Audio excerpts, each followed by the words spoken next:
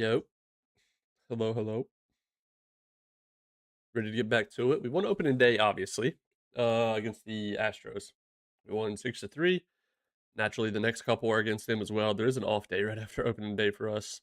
Um, yeah, so off day on March. Then we got the 31st in the first. And we got a 3-game series versus the Marlins. It's pretty funny. We almost have every Wednesday off in April. It's kind of weird. Yo, what's up, Ed? Yo, what's good, G Mags? Breeze? Holy, everybody got here at the same time, man. Good to see you guys. TeeClev made his team watch Cape Verde World Cup film in the off season. They almost did it. That was impressive.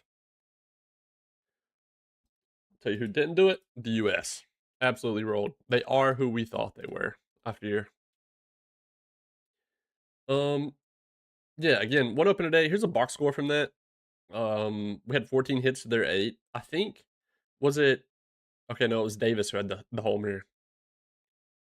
Cooper had a solid day. I mean, he gave up 3 earned, but really good day out of Randolph and Saime though.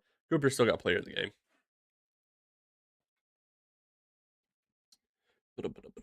No, we didn't. What do you mean? I had to start a new save because the generated direct flashes were getting insanely bad. Oh, dude. Honestly, though, that's the standard now.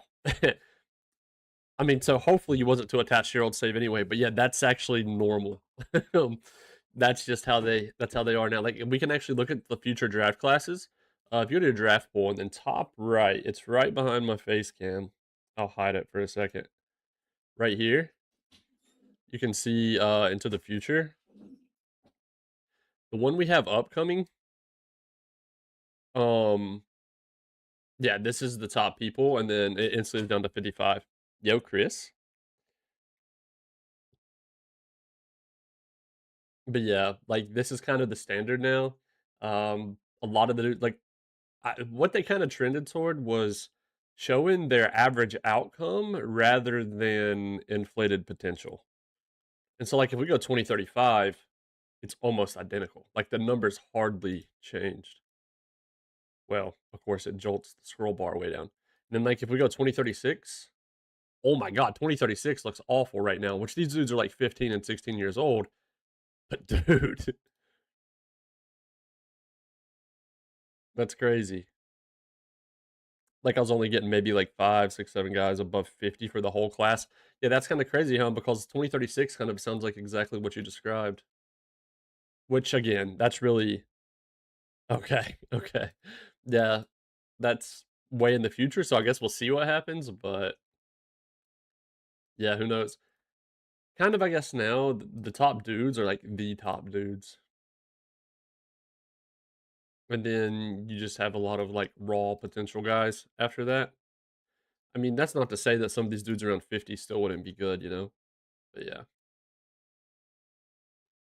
All right, we're gonna keep it rolling though. Off day, we're still at home versus Houston, which is nice. I need to monitor how the ticket prices are doing as for like selling out some of these games. Ed Yanta, holy, he tore his back muscle on in the second start of the year. Well, second game of the year. Gomez wraps 3 home runs against the Rockies. Bunch of superstars showing out right away. Oh, he had 5 hits as well in that one. He went 5 for 6 with 3 homers, 9 RBIs. Holy crap.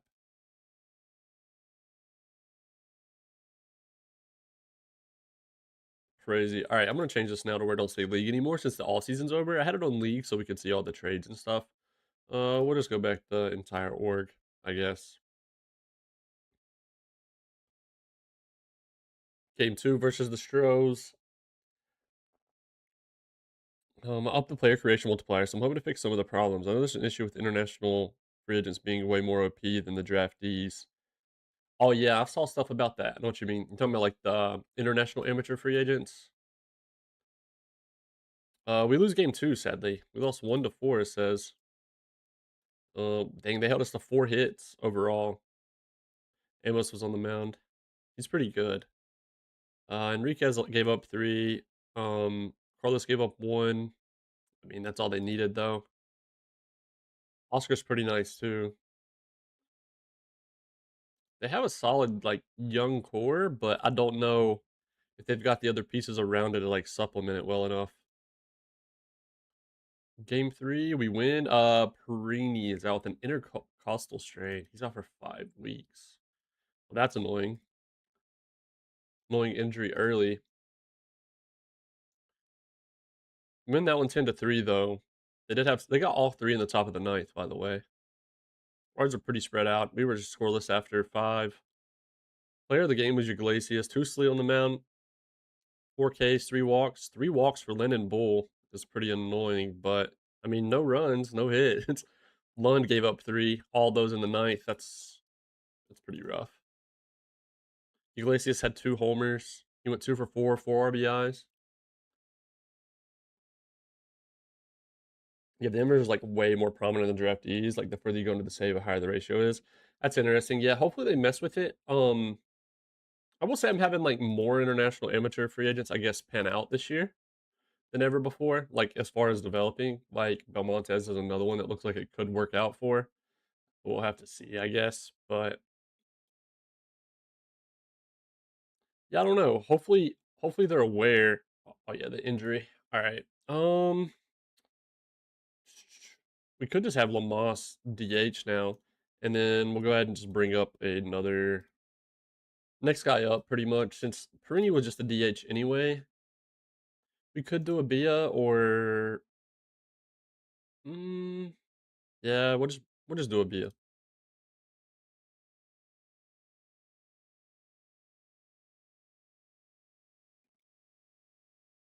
And then Serrano can just slide up here.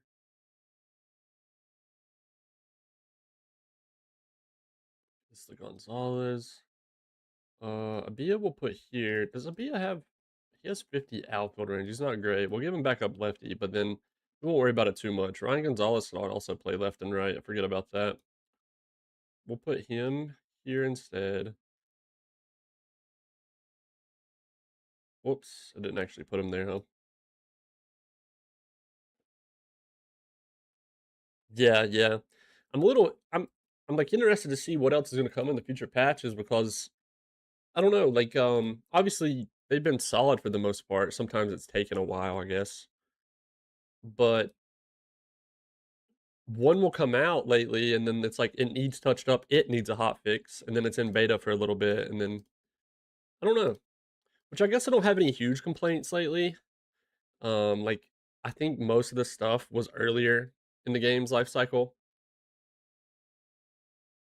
is where if there was something to complain about, it would have been then for the most part for me. There's probably some odd stuff like I think the staff is a little too OP. I still think the gray area on negotiating with draftees needs changed. I think they need to add the pitches to this screen whenever you're playing without ratings on. You can't see the pitches here. You have to like do one more click to see them, which is annoying. You have to see them here. But I mean, it's not a huge deal, but just small things like that, like cosmetic changes. Something that hasn't been um fixed since like the first day is this. Like the every third game, like this is still cut off, like and if tired and stuff. But yeah, I don't know. I don't know if they'll get around to that stuff. Maybe eventually. Maybe, it's a priority thing for them. Um, so I think what we're gonna put a Bia everywhere that Lamas would be at second and third. That way, yeah, since Lamas is starting DH now, I think this works. We'll take Lamas off here, just put a Bia here.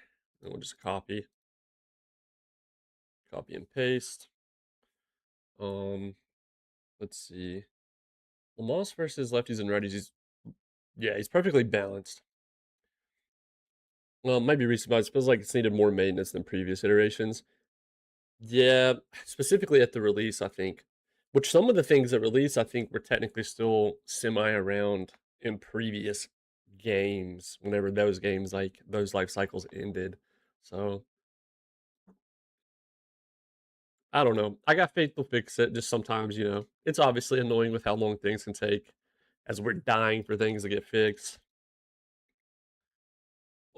What was I going to do? There was one more thing. Oh, yeah. Okay, okay, okay. Um, Lamas can honestly probably stay there too. Not enough sample size to really go off stats, so we'll keep it going. Waiver wire team down after opening day. Just curious. Ronnie Vanilla. Actually not bad.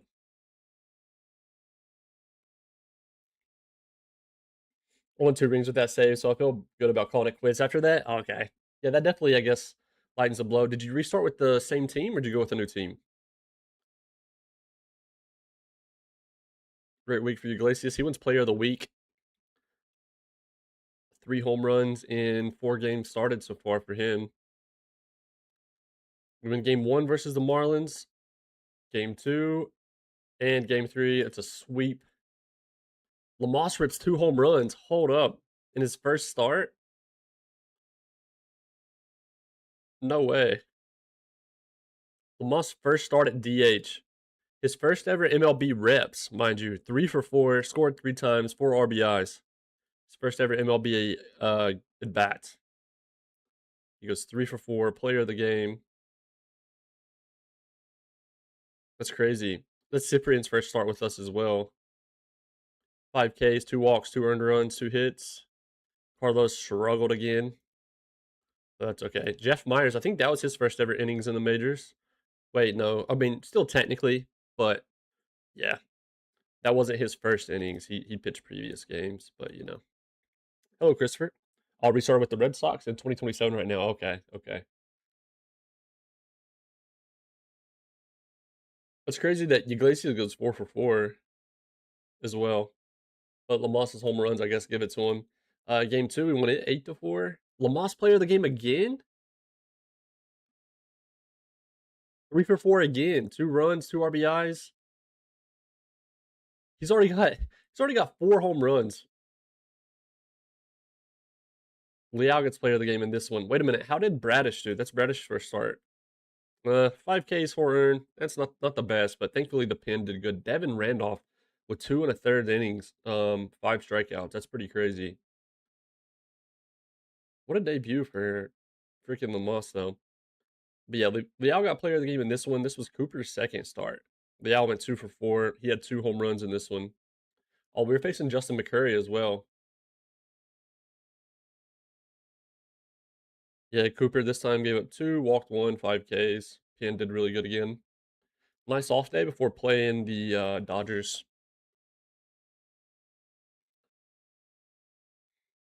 Also, sorry about the background. You guys are probably like, what the fuck? Where's the couch? We're moving semi soon, like end of the month. So the the background may be chaotic sometimes.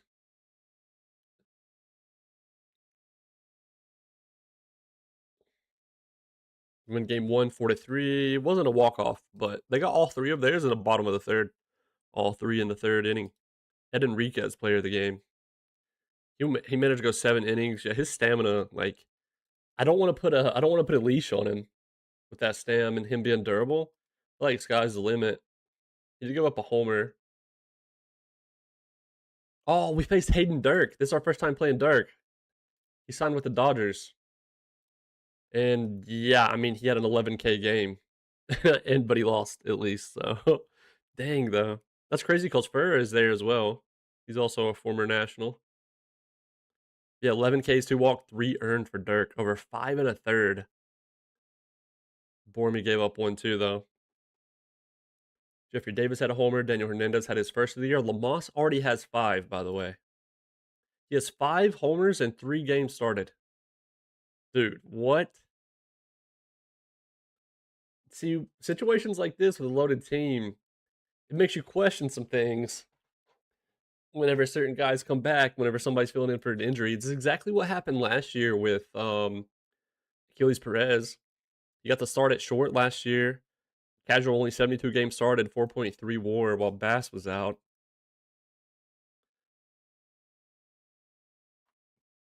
Oh, we lose that one in the 11th, 4-5. Another 1-run game. They walk it off in the bottom of the 11th. We score 1 in the top, but they got 2 in the bottom, and that's all they needed, really. Dylan Doss gets player of the game. He's a solid hitter they have. He's 26 now. Coming off a 5.6 WAR year. They had McClanahan on the mound. Tusley only gives up 2, but sadly, Dunn gets credited with a blown save. Excuse me, and Simon gets credited with the blown save and the yell. So, uh, oh wait, that's interesting. We don't have Cortez on our team anymore. But he signed a minor league free agent contract with the Long Island Ducks. Obviously, that is that's what's their name? What's their name's team? Is it? Wait, wait, no, they're a uh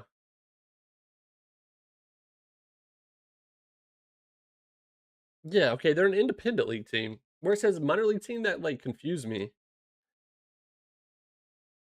Yeah, I was still getting updates where I had him shortlisted on our favorite prospects. Good for him though. Big 5 for 5 day. Maybe he found his level. Maybe he'll eventually make his way back to the MLB. Oh, speaking of Bass getting hurt, he's down for 1 week. It's day to day. I think we'll be good if we just severity at least minimal. We'll be okay. This time, someone who is still one of our prospects, Joel Bowman. He's like the third catcher on the 40 for us. Um, he just went 5 for 6 in AAA. We do win the series versus the Dodgers. Lamasco's 4 for 5. Okay, he's on like a generational run, dude. That's like 3 player of the games and 6 games started for him. Cyprian again with another start. Lost now has 6 homers in 6 games started. Ryan Gonzalez came in for. Wait, no. So Serrano came in to play right field. Achilles Perez was moved to short, I think. But Lamas went 4 for 5. Dude, what? I know I keep saying it. I can't get over it. Louis Roland. He's French. Now to the Rockies. Surely he gets him a homer or 2 over there as well in Coors, right?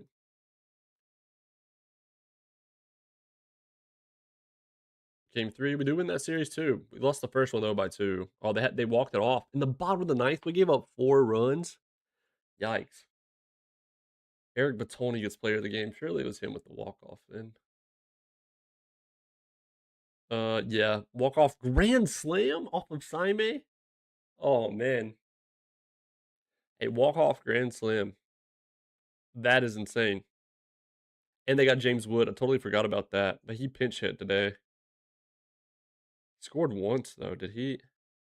But he didn't walk. That's interesting.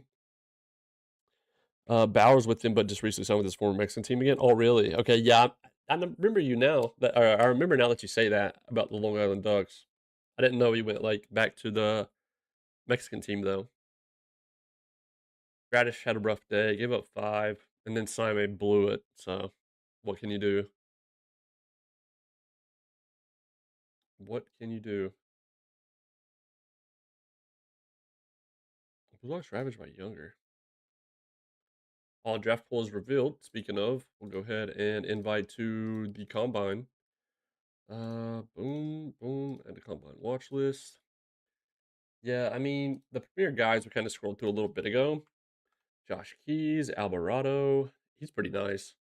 This Gabriel Hernandez guy is crazy. He's really only got the defense for left field, but still nutty all the way around. A lot of blue and green everywhere. Jason Watson, his pitching BABIP's already capped at 35. That's such an interesting profile. That's a reliever. Bobby Chafin's. He's pretty nasty. Like, especially if the top 3 somehow manage to stay at 50, dude. Steve Ramirez, Jason Schmidt. Yeah, he's pretty well developed already, too. Malachi Carradine? I feel like I didn't say that right. Jeff Webb, Alex Allen. What a name. Alex Allen. Ben Armstrong. Okay, another interesting one. Insane movement pitcher, but brother won't strike out like a 2-year-old. Interesting players here, but of course, by the time it's our pick, who knows what'll be there. We'll see though. We got him invited to the combine nonetheless. Bass is only out for 2 more days. Still selling out games at this ticket price, so I think we're good to roll with it. Um, quick look. Okay, yeah, still Davis and Lamosse for the homers. What's funny, I don't think he got one at Coors then. Gomez strikes out 15 Red Wings? Holy. But the Padres back at home. We lose game 1, win game 2, 18-9.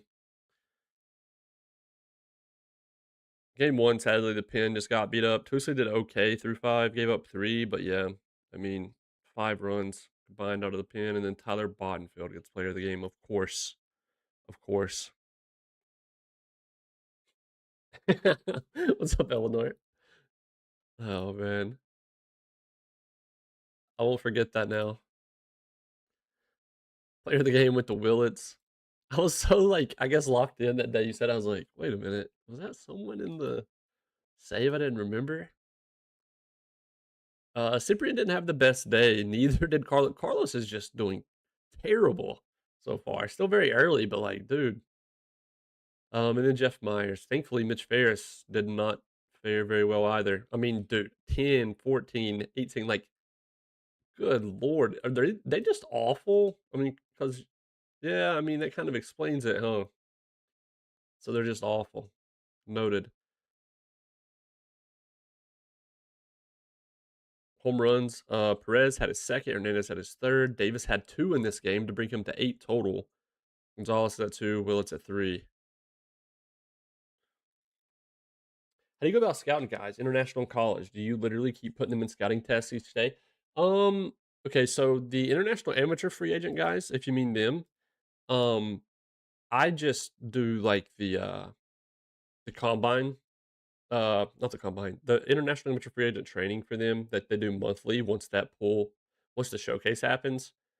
Um, the college guys, what I do, like, so our draft pool actually just popped. I just go draft pool, all players.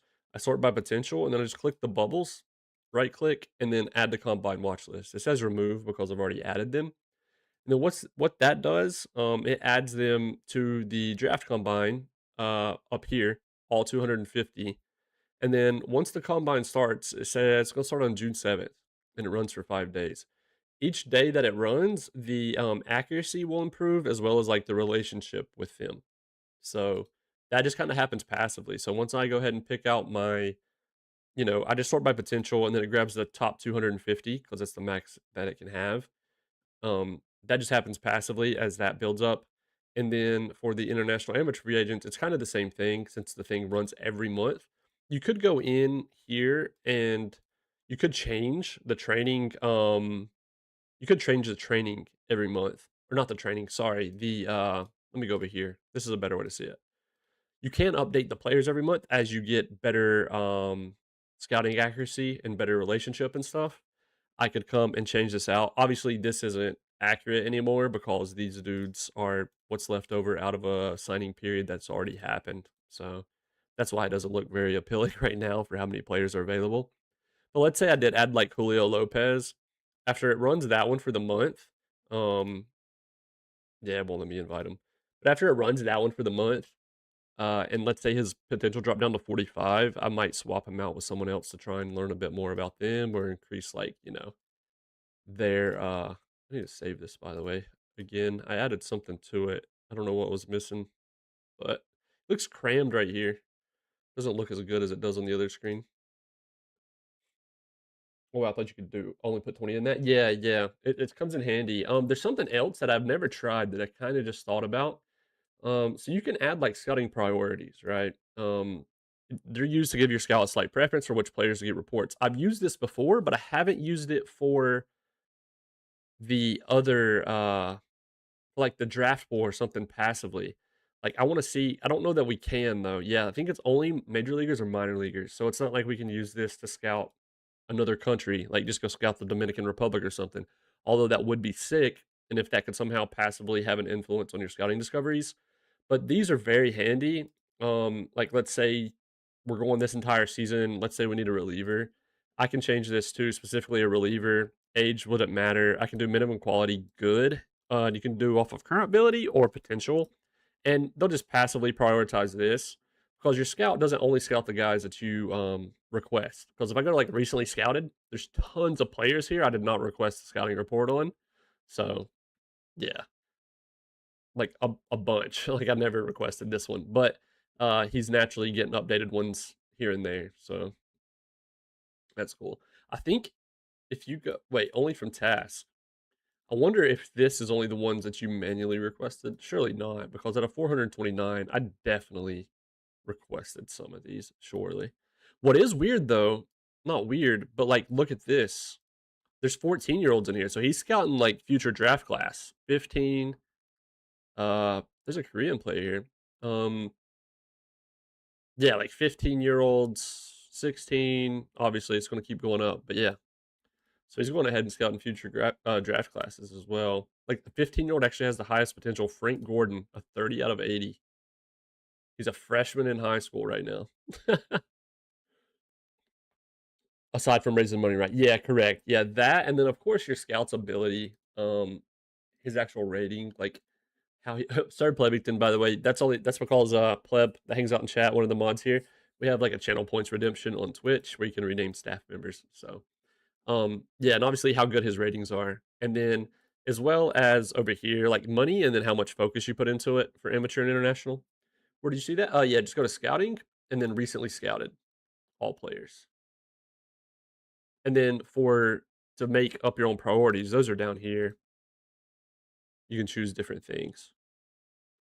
And then something else there is, you also have like if you go to your trade screen, there is a team needs section.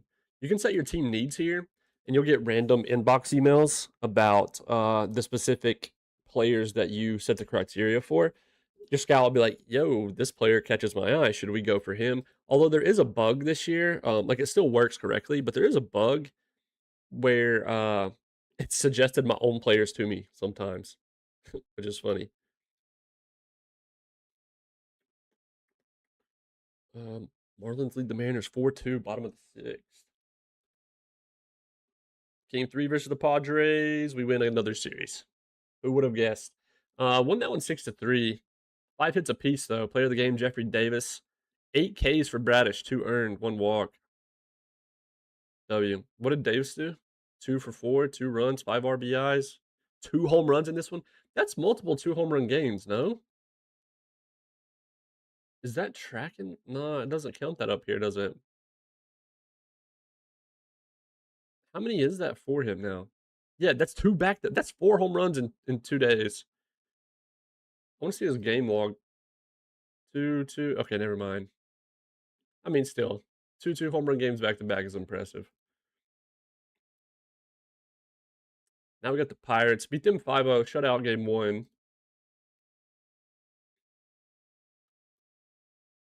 Hold them to 5 hits, no runs. Player of the game was Cooper. 5 Ks, 4 hits, through 7 1/3. Lund comes in and just keeps things pretty calm. Davis with another homer. He's up to 11 now. We'll finish up this month. I'm going to do a stat check in. Another sweep this time. Sprained ankle for Ryan Gonzalez for 2 weeks. That really sucks. And a B is hurt for 6 to 7 weeks with a fractured finger. All right. All right, man. All right, 6 to 7 for him. 2 weeks for Gonzalez. Well, at least we have we have depth on the offensive side, I guess. Sort of, not much other than who's up already. Um, yeah, okay, I lied. We got some dudes who just aren't ready. Sadly for David Hesse, I don't know if he'll ever be. Where he's 24, don't know if he's ever actually going to make it. Oda can really only play third and probably first. He does have power. Thankfully, the two dudes that did get hurt, they're both backups, but you know, I wish Moorhead had a little bit more defensive flexibility. I mean, he does have 55 outfield range, but Villalobos. Yeah, I don't know. Probably gonna have to just do Corey West for now. He's not great by any means, but he's 25. He has some defensive flexibility minus the arm. So we're gonna bring him up, and then we also need to promote another hitter. Albin's not ready. Bricky, there's like a case for him. He'll be able to play the corners at least. And with Serrano going down, that's what Serrano was as a backup outfielder. There's also Ian. Bricky's already on the 40 though. We'll go ahead and do Bricky. It won't be up too long, so it'll be good. We go Bricky. I said Serrano. It wasn't Serrano that went down. It was Abia that went down. Uh-oh. Oh well, I mean, it's okay. It's same thing, same thing. Now though, this kind of sucks. This sucks a lot. Lamas is gonna have to be first priority there, there. Corey's gonna have to go here. Corey's gonna hit a lot more than we're gonna wish he did. And then screw it. We'll give DH opportunity to Bricky if needed. We'll just go Serrano, Bricky, West. Yeah, I hate our depth right now with these injuries. That's really annoying.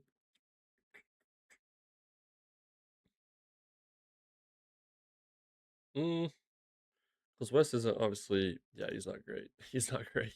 Wait, no, his arm is awful. Yeah, so he just can't be third. We'll just. Shit, man. You know what? You gotta do what you gotta do, I guess.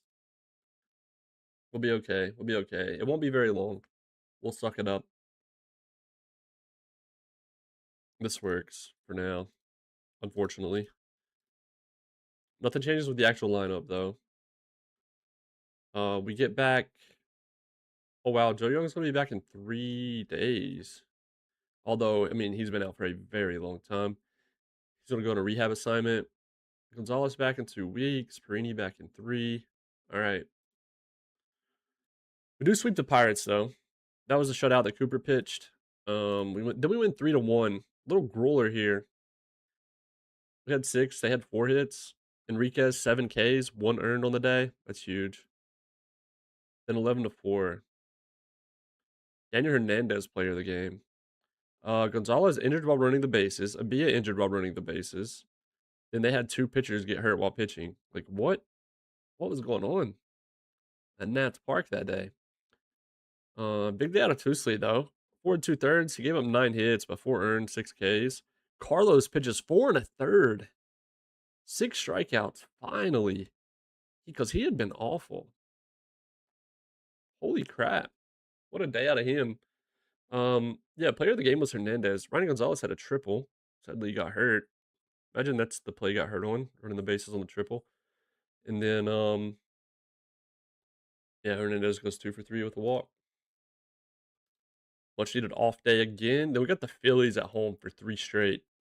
And then we play them again a week from today in Philadelphia. Yeah, I don't think Hesse's going to pan out, sadly, man. This sucks so bad.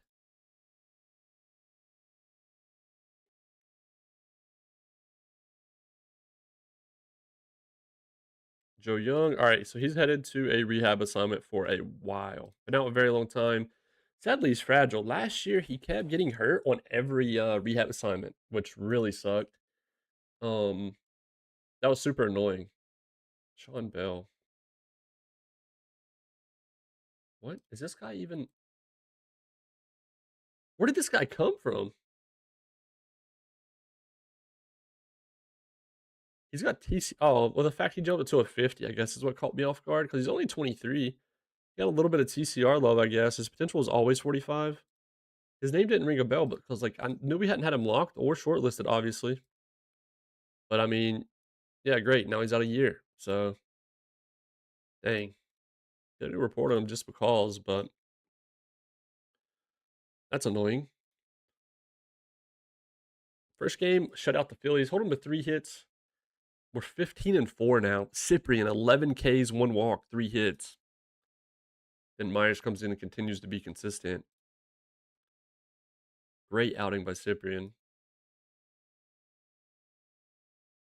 Game 2, 10-2. Only 2 runs for the Phillies through 2 days. You'd love to see that. Lamas, another player of the game. We faced Cade Cavalli today, by the way, as well. Radish 7Ks, 2 earned. Nice. He's turning out to be so good so far.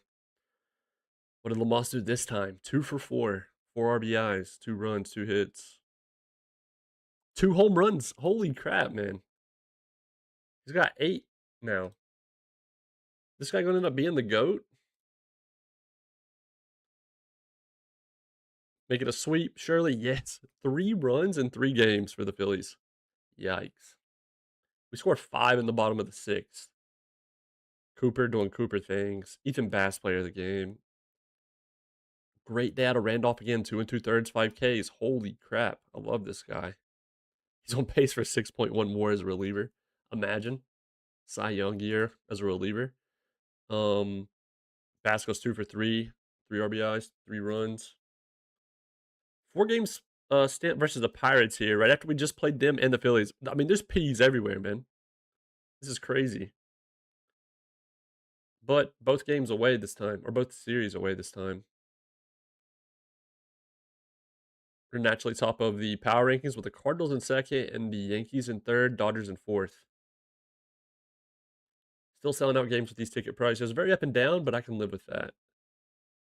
As long as we're still selling them out. 8-4 dub. Calvin Liao, he showed out. Enriquez had 10 Ks in this one. He had double digits. Liao 3 for 5.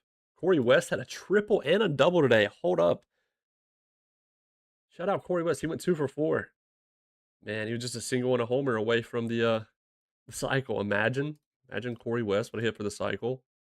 That's his first ever start. He had 4 plate appearances, and he goes 2 for 4 with a double, triple, and RBI. That's our guy right there. Don't ever underestimate him, I guess. Game 2, we win 4-2. Game 3, we lose 3-2. Tough. I really wanted a 4-game sweep, but still get the 3-game series win. What happened in the loss here? Yeah, we were just quiet after the third. They just got hot late, I guess. Indy Bravo gets player of the game for them. Wait, what happened? Oh, it's called in the 7th. I was about to say, wait, 6 2/3, because I saw just him at first. I was like, wait, he went the full game, but never mind. Cyprian and Randolph. Randolph gets credited with the blown save, unfortunately. Bass had a homer. That's not normal out of him. Irvin had a triple. Doesn't matter though. We did lose this one. Unlucky. But we do ultimately win the series. That's what really matters, right? They only had 4 hits in this one, that we won 7-1. Kyle Bradish had another really good outing. Dude, what the heck happened to Logan Georges?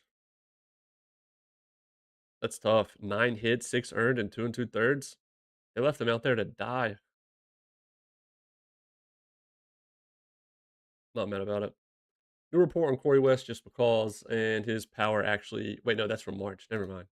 He also said his power dropped, but I do want to get a new report on this Lewis guy. It is just from March, so it's not that old, but he has popped up multiple times now for some like crazy hitting feats this season.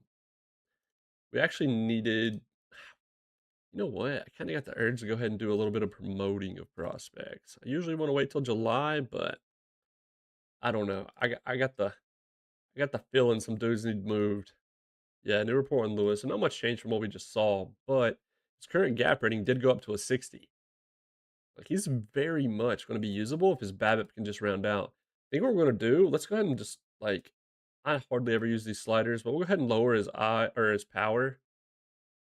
And let's make sure that BABIP, like, will influence it at all. If possible at all, we're going to try. Let's go ahead and do some promotions. Why not? I really enjoy doing that. Nice little prospect check-in regardless is always fun.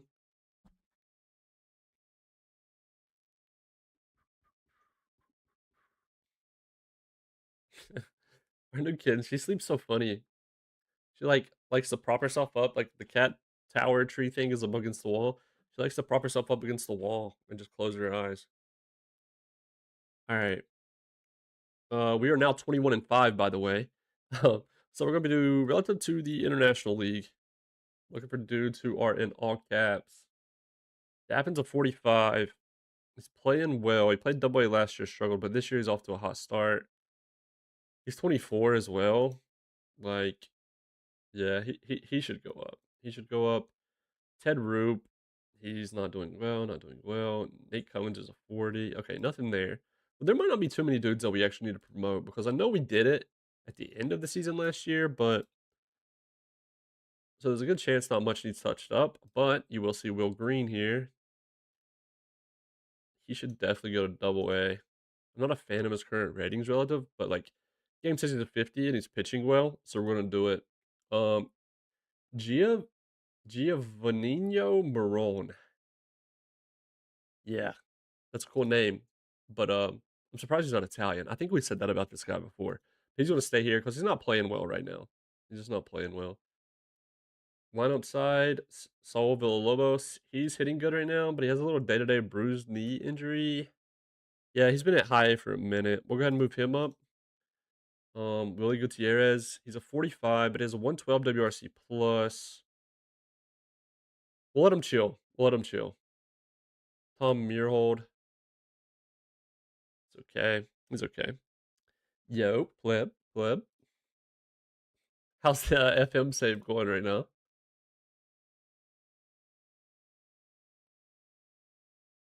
Josh Lewis. Okay, yeah. See, he was definitely ready.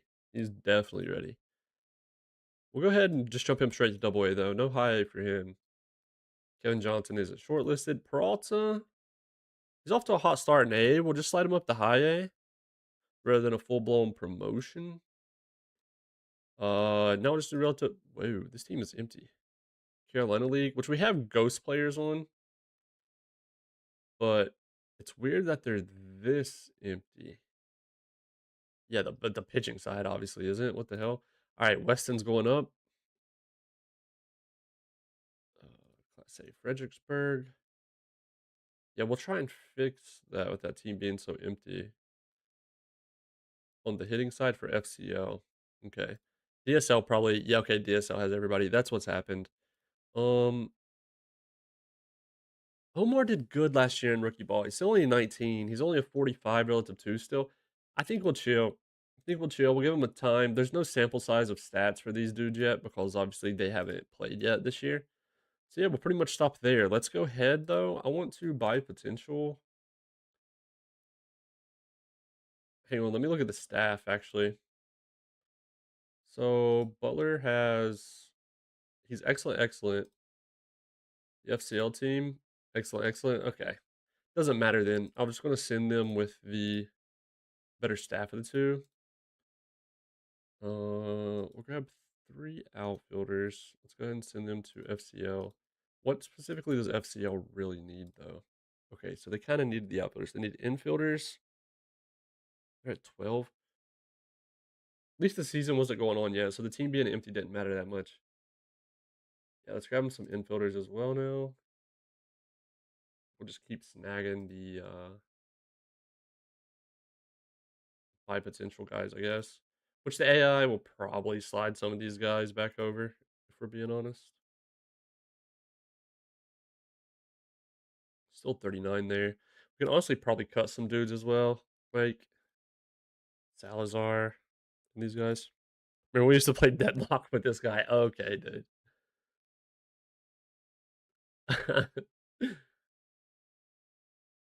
Oh, man. There's really not like a ton I want to cut here.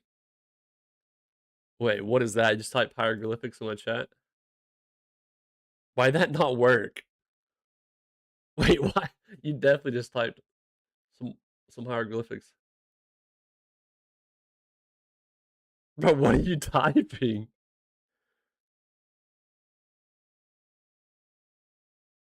Oh, it don't look like that for me. It's this guy? But diff face. Oh, I don't know. I was gonna say, I've never saw that emote combo. And it's a reg Twitch emote. Maybe it's broken. But no work. But no work. Alright. FCL's at 17 now. I mean, that'll be okay. That'll be fine. They got plenty now. The pitching side is okay. DSL, it's loaded as well. Okay, let's actually do some cuts real quick while I'm here too. This guy can go, this guy can go. There won't be too many down here to be fair. Nobody there. I'm pretty sure we did FCL, right? 23-year-old catcher already capped out. Yeah, he can go. Pitching 33 pitch. I mean, 19, 19, 20, 20, 20, 20. Okay, should be good. Go A ball. 21 already capped. 20, he's capped. 20, 21. The Villanueva guy can stay, I guess. Whatever. Go lineups. They need hitters too, where we promoted people. He can be cut.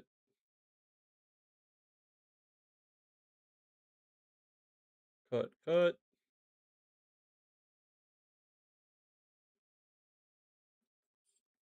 Double A and triple A. That's all that's left. Oh yeah, like we got 26, 25-year-old here. Like, release. We'll be seeing you. Might as well do Bobby Cardenas as well. But I feel like he used to look decent. I guess not. I don't know why that name rings a bell. Dead Roop as well. Like, he don't need to be on the favorite prospect shortlist anymore.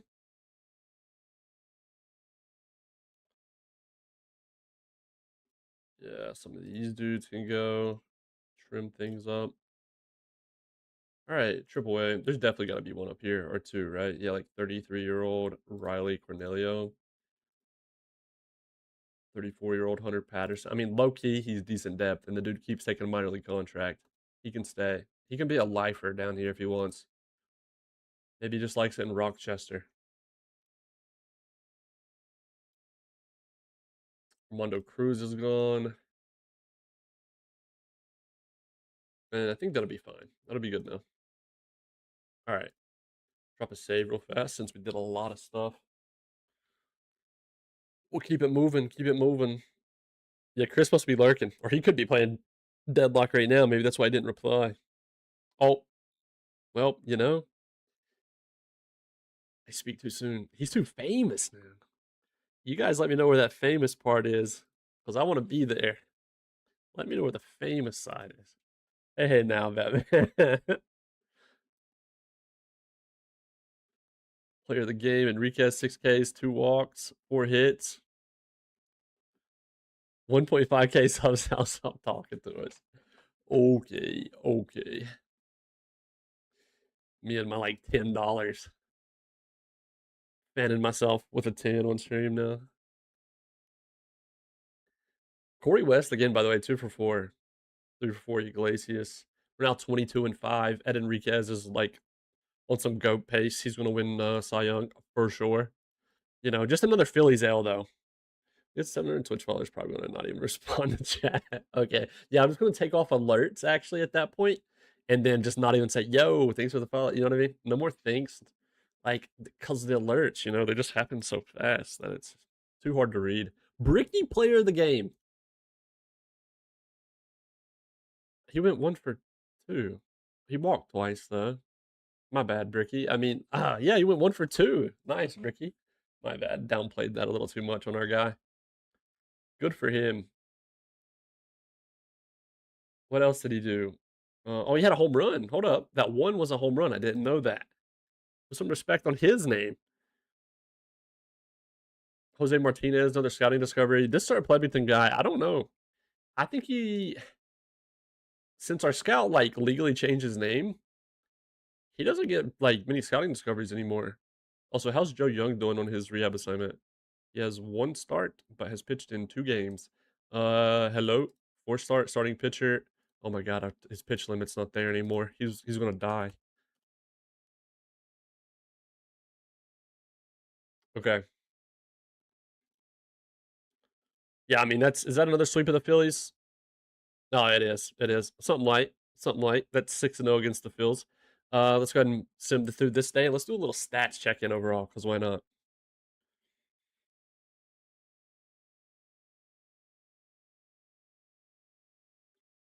Dude, I wish that OOTP had the capabilities of Football Manager where we can access other people's saves when they share the save file. It could be possible, but I don't know if it's as straightforward. I would love to just like straight up, I want to call it inspiration, but it's not. The whole save your saves thing from Zealand. I would probably even attempt to reach out to Zealand first and pretend like I'm going to get a freaking response because he probably wouldn't respond. He probably gets tons of other messages about other stuff. But it'd be so cool to do that. Like, that'd be a blast. It'd be like me being in a Discord call with Zeb or Josh for their online league, pretty much. The Save Your Save series that like Zealand does with FM. I've always had like wanted to do that so bad. Something else, another reason that'd be cool is it'd be cool to like rate like a rate your saves thing or something like that. Because Pat or OOTP Addy or PF Holden, whatever you know him as, um, he reached out to me a few days ago. I think it's been about 4 days ago now, and he said he wants to. He thinks we should collab on something. And I was like, well, I'm not gonna lie, I've had that thought before too, but I didn't know on what yet, so I hadn't reached out to you yet. And honestly, like that would have been the perfect thing, like a save your saves thing or rate your saves thing, because it's really hard. Like trying to think of something. Aware, oops. Maybe we make like a custom views video. Mint this. Oh god. But no, yeah, like so we're kind of trying to think of an idea on that. Enriquez gets player of the week, by the way. Or no, month. Bill Ramirez gets player of the month, pitcher of the month down in AAA. I wish he would develop all the way. Funny enough, by the way, Bill Ramirez, kind of crazy timing that I bring up his name. Oh, Gonzalez is back. He is back. All right, that's sad times for dude, Corey West. Why has he casually got the most WRC plus in his little measly 8 plate appearances? But that I was gonna say, sadly, that means it's time for Corey to go back down. What a dog, though. All right, Gonzalez comes straight back. He wasn't out that long. Now we got to shake up the roster again. So we'll do this. Give Ryan Pryo literally everywhere since Lamas starts. Oh yeah, we already did that. Put him here. Ryan, and then Ryan again. And yep, you guessed it, Ryan again. I think that's good.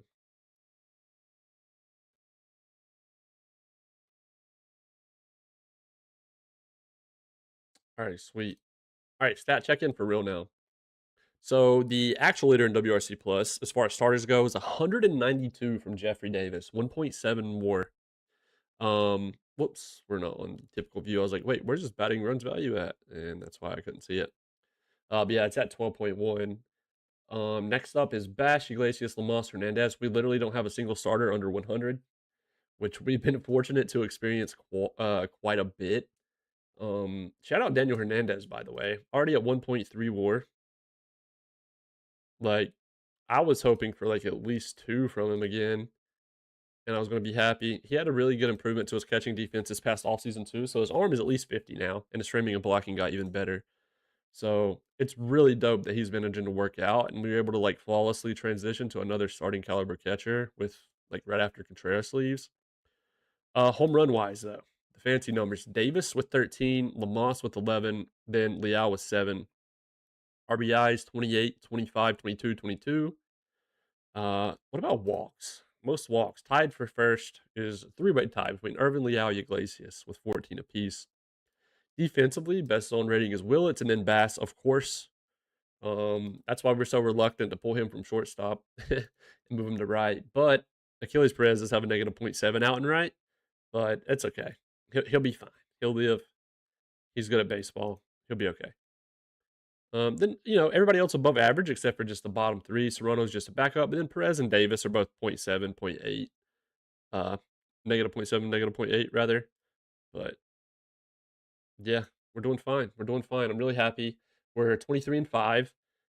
Pitching side, switch this back over as well. We'll just do ERA plus because why not? Myers, Schlee, Randolph. Naturally, it's three relievers at the top of this because they have the smaller sample size. But even by starters, Cooper and Enriquez, 189, 175. Tousley, 127, 121 for Cyprian. Bradish, 87. So Bradish has been underwhelming, ERA plus wise so far. Um, I mean, what's weird though is like I don't know if it's because earlier in the starts, but like he gave up one earned, two earned, two earned. So maybe it's earlier starts that kind of just costed him in his five starts so far. Guess we could just look at his game log, huh? Let's see.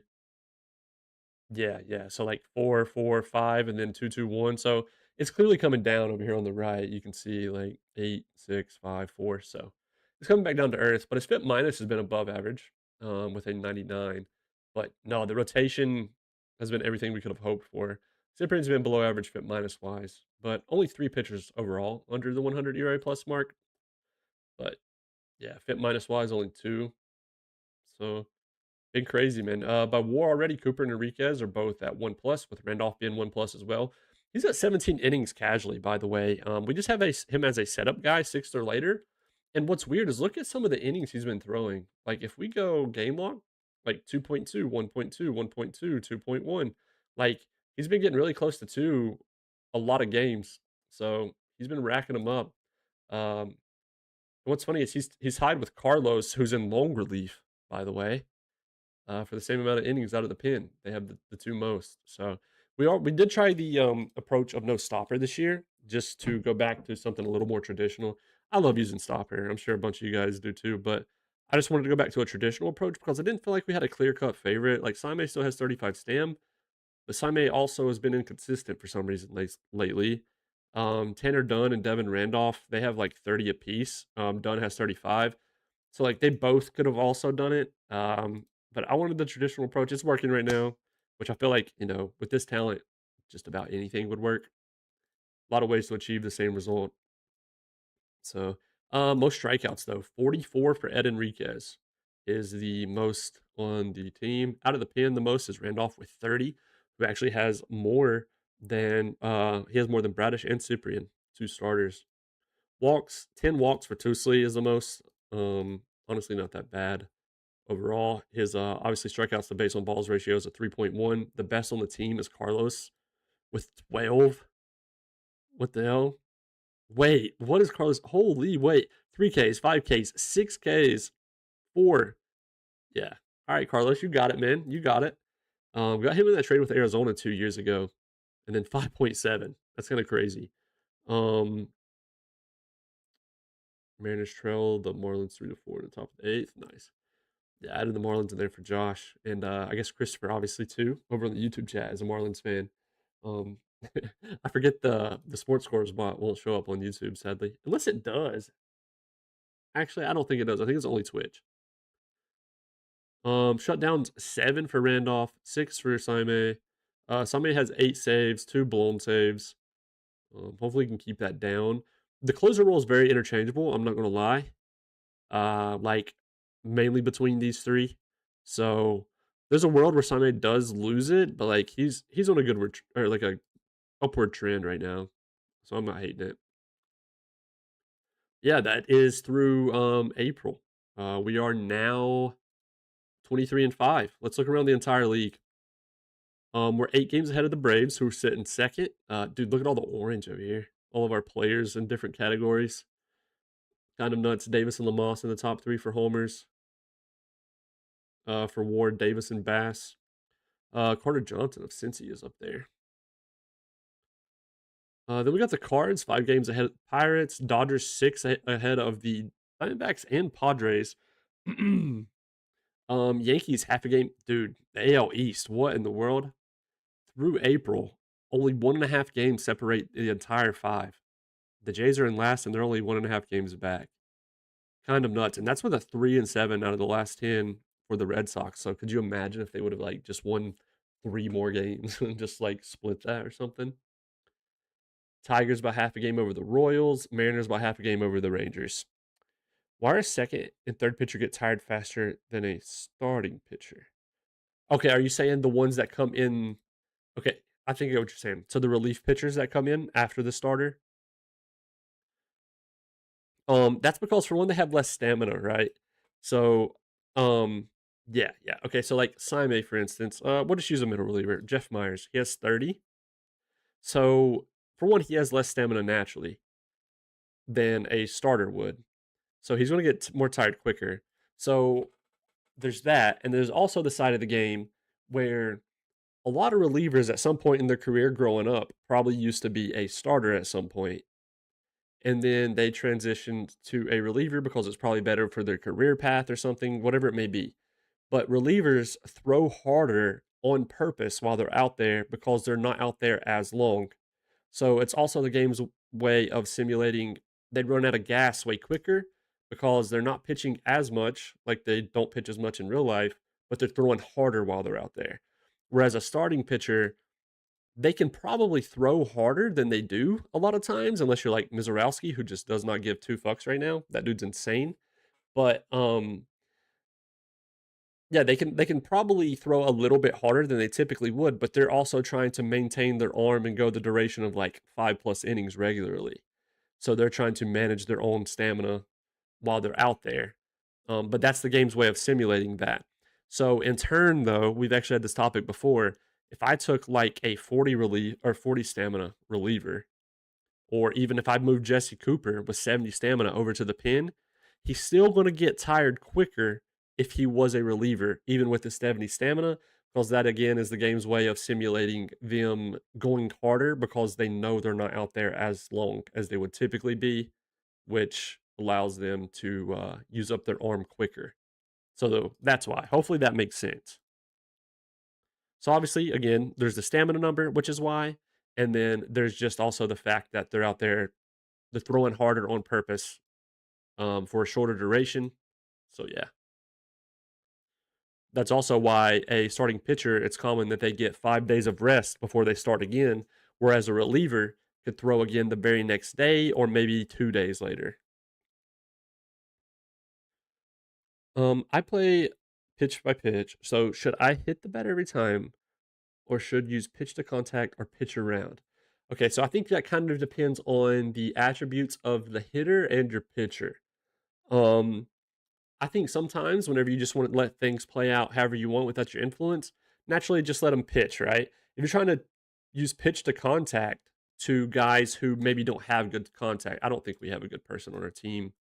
That's a good example. Let me go to a random team that's doing bad. So we'll just go to the bottom of the NL. We'll go to the Brewers. Nasim Nunez. Pitching the contact on him wouldn't be a bad idea because what's going to happen, it's causing your pitcher to try to dot up the strike zone, right? He's attacking him. He's like, you know what? I'm going to force you to hit me. I'm going to throw it where it's hittable, but you've got to actually hit it. He has lower below average BABIP. He does have decent avoid Ks. It's just average. So he might not be likely to strike out as much. But if he does make contact, it might be weak contact and it won't land for a hit as much because his BABIP is lower. So those guys you can kind of pitch to contact on. Or let's just say you have a gross pitcher, right? Let's say we have like, I don't know, yeah, Jesse Cooper. I could do pitch to contact with him because he has such good movement and home runs allowed that if they do make contact, often it's going to go on the ground. Like he's a ground ball type pitcher. Almost finished with my off season. I'm ready for a 60-win season. Nah, surely not. Surely not. You got to tell us what your preseason predictions are, though. Pitch around, you can kind of use that if it's a dangerous hitter. But it also depends. Like if I have Jesse Cooper, I want Jesse Cooper to go out there and duel with like the best hitter in the game. You know what I mean? I kind of want to see what happens, but also from a strategy standpoint, I want him to challenge like Juan Soto or, there's other really good hitters in my game database at this point in 2034. But just Soto as an example, I would want him to challenge Soto and try to win that duel because it's two really good attributes going head to head, right? Now again though, let's say we had Bradish pitching instead, who's pretty much just average across the board, below average stuff wise. I might get him to pitch around a little bit. It also depends on the count. Like, I guess it's however deep you want to go into the strategy. Because if your pitcher is down in the count 0-3, or sorry, 3-0. So your pitcher has thrown 3 balls. You don't have a single strike on the board. It's very common in real life. You'll see pitchers dang near throw one like right down the middle just to try and get a strike on the board, because it's common that the batter's not going to swing anyway in a 3-0 count. But there's some hitters in real life who have that green light, like it's usually the stars of the team, the star hitters. They have a green light 24/7 to swing away on everything. But yeah, hopefully that makes sense. Basically, pitch around dudes that are way better than your pitcher's attributes. If you want, if you kind of have a balanced matchup, I'll let your pitcher do his thing and see what happens. If your pitcher's way better than the hitter he's battling, pitch to contact. Because pitching to contact don't mean they'll make contact. They can still swing and miss the ball. You know what I mean? Like they can still strike out. They can still just not make contact at all. Pitch around, think of it as you're trying to like paint the corners and miss the zone on purpose and get them to swing at stuff. And maybe not let them have solid contact if they do make contact. Pitch to contact is throwing it in the zone and it's forcing the hitter to actually hit it. But yeah, did you make any big changes in the offseason, CX, to your team? Were you able to? I know there's probably only so much you can do with what you call it in their budget.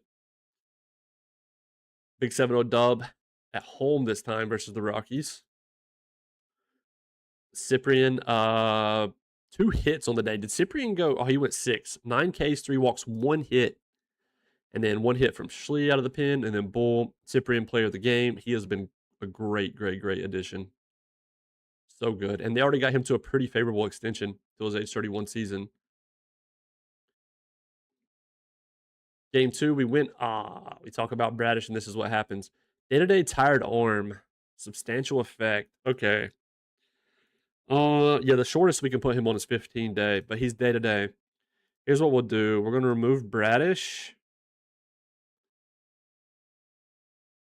We're going to... Wait, do we have an off day? No. Oh my god, we don't have an off day for a long time. Was there really a change? Like 2 starting pitchers. Okay. My phone is blowing up with noties. What's going on? Oh god.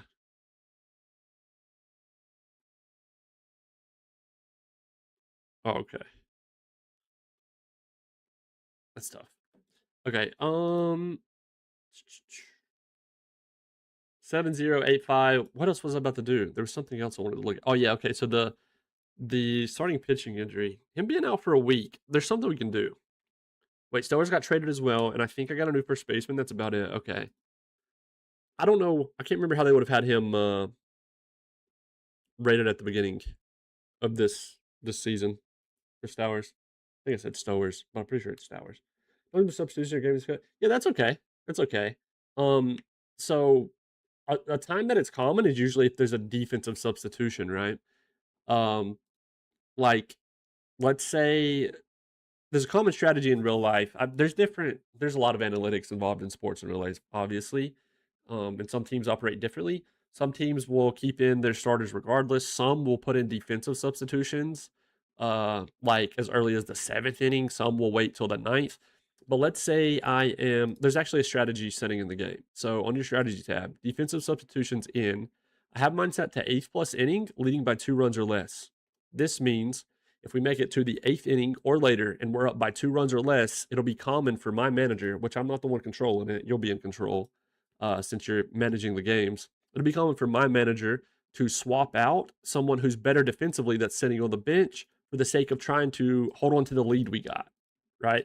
Think of it in football or soccer. You're up like, I don't know, 2-1 or 2-0, and there's like 20 minutes left.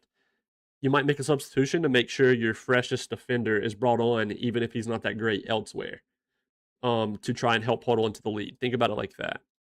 Like let's say we wanted to bring in like Ryan. I don't know. We got a great defensive team. I don't know a good example. Yeah.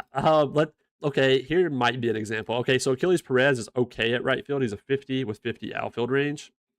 Then let's say we wanted to do a swap and slide somebody over to right instead, where Liao would be like an 80 at right field if he was fully developed, 75 outfield range.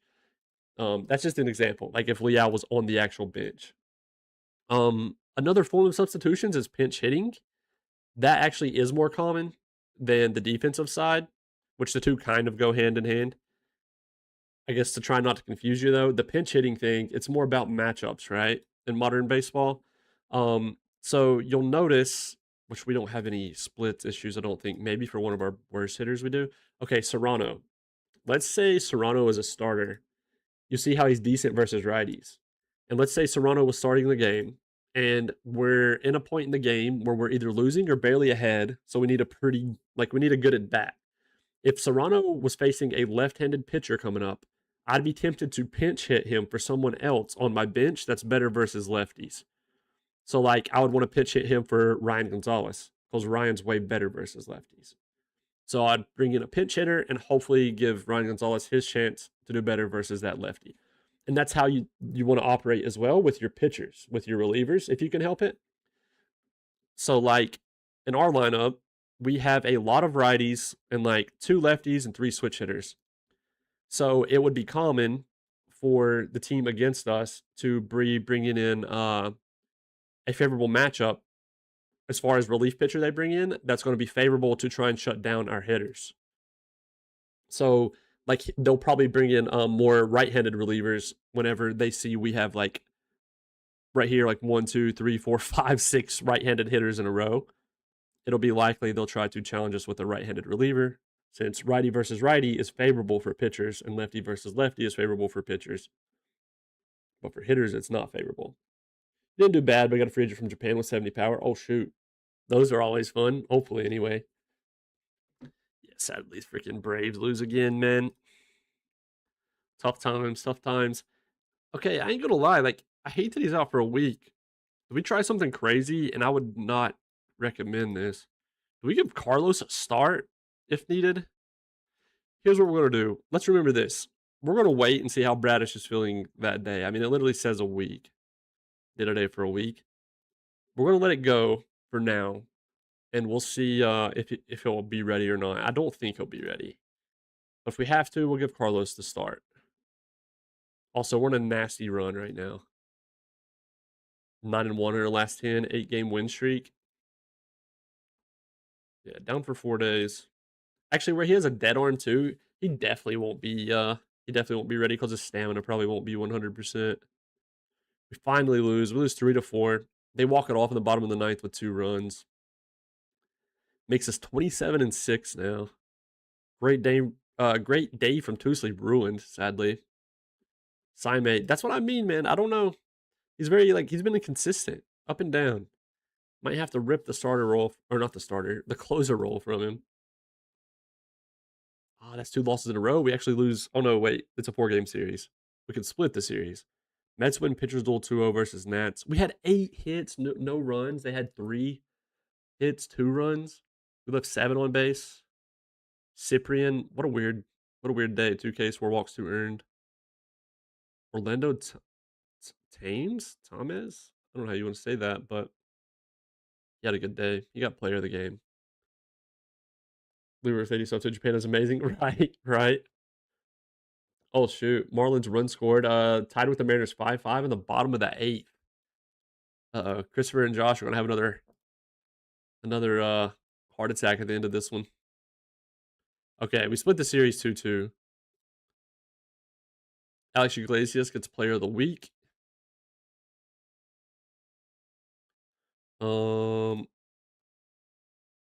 Okay, Bradish. 5 days ago. That's interesting. He only went 64 pitches there. Okay. Wait a minute. Who? Hang on. What happened? Because I was trying to time it right. So that was Ed. Wait, no, that was Ed. 3-4 was Tusley. 0-2 was Cyprian. 3-1. Oh, okay, that's why. I forced Cooper to start again early. And Ed's not going to be ready. Wait, Ed went 111 pitches 4 days ago, by the way. Holy, and it was a shutout. All right, let's do this. Oh, it's the day of, and it wants Cooper to pitch now. Okay. So we confuse our manager. We're gonna try something. Oh no, Carlos is tired. We're cooked. We are cooked. Hang on, hang on, hang on. He has 30 stam. Jeff, go be great, man. We need Jeff to try something here.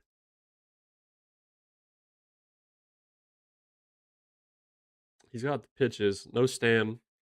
We're gonna try something.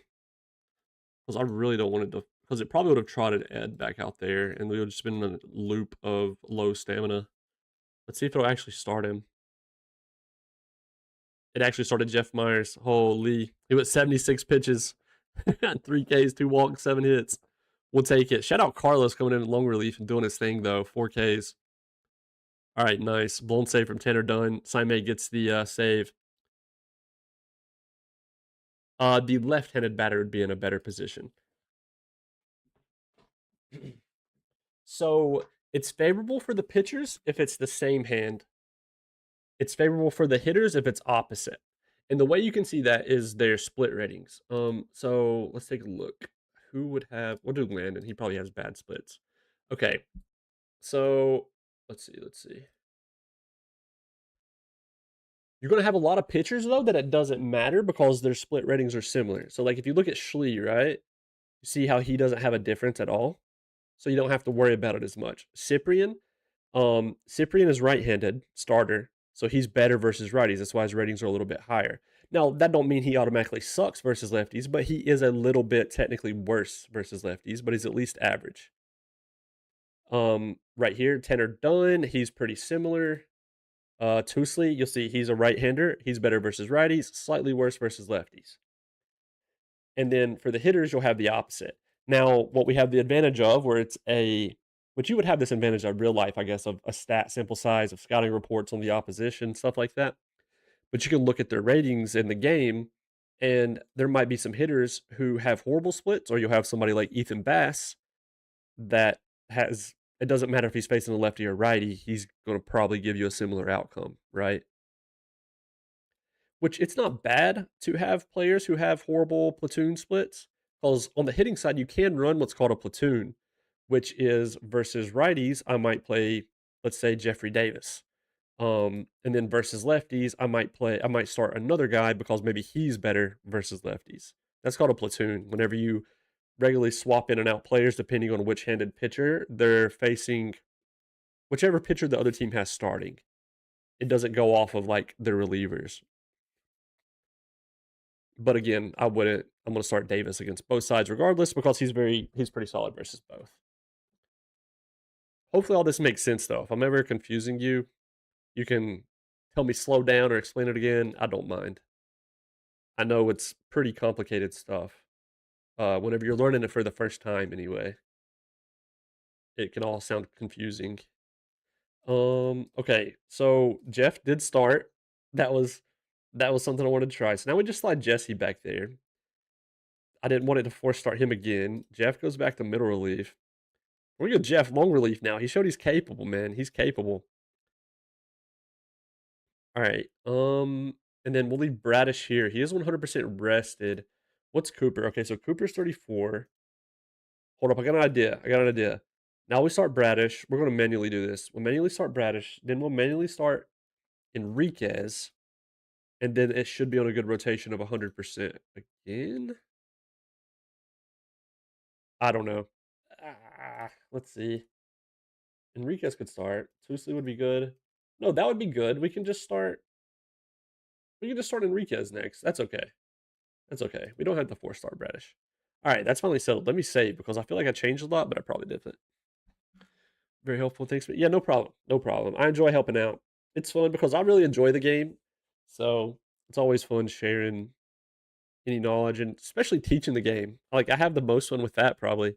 It's awesome to have people get into baseball, much less, the video game version of baseball too. So thankfully we started Ed. He had 9 Ks, 2 walks, 1 earned. He's up to 1.9 more, a 217 ERA plus so far. He went 102 pitches. Out of his last 4 starts, he's went 100 plus pitches.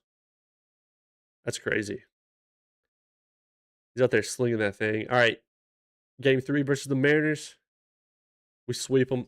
Nice. Back to the sweeping ways. 4-2 in this one. They actually had 2 more hits than us, and we had 2 errors. Tusley player of the game, 6 Ks, 3 walks. Brian Wu still with Seattle in his age 34 season. And he took a favorable deal. He signed this prior to this season, actually. That's pretty cool that they actually extended him. 2 years, 20 million, 10 million, then a vesting option next year. That's cool. He's been Mariner for life so far. Been a little rocky though. It's been rocky since 2031. Sadly, 2033 he was hurt. It looks like so. All right, Dodgers. This will be a tough series, I think. I'd like to think anyway. Game 2, yeah, we lose that one. Perini's ready to come back. April 1st was the last game. We'll give him a slight rehab assignment. That just reminded me, by the way. Freaking Young is going to be due for a decision here soon. Tough.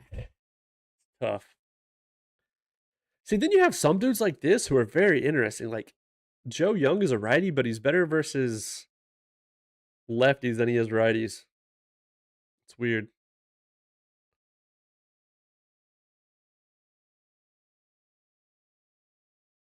Yeah, he's in finals rehab assignment. I don't know though.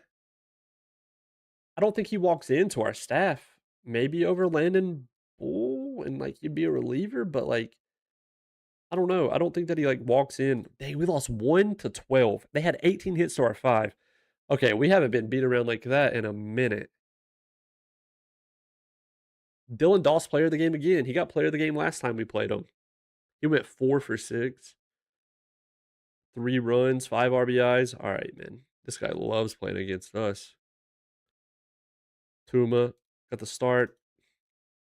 Yeah, Lund gave up 5. Carlos gave up 3. 2 from Myers. Okay. Just a disgusting box score. Game 3, we win the series though. But at what cost? 6 hits to their 9 in that one. Jesse Cooper, player of the game. 6 Ks, 9 hits, 1 earned, 1 walk.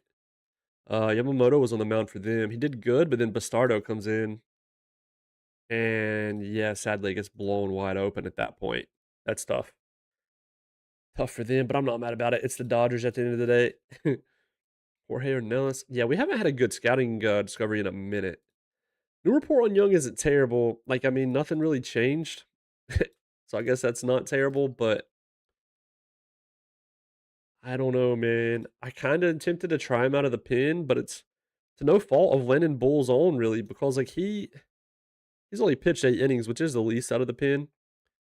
But I mean, he has a 2.25 ERA. He's not doing bad, but he's also 24, and he's one of the dudes who have like he's only got 1 option year left. I forgot we got him in the trade with Cleveland, so some of those were used up.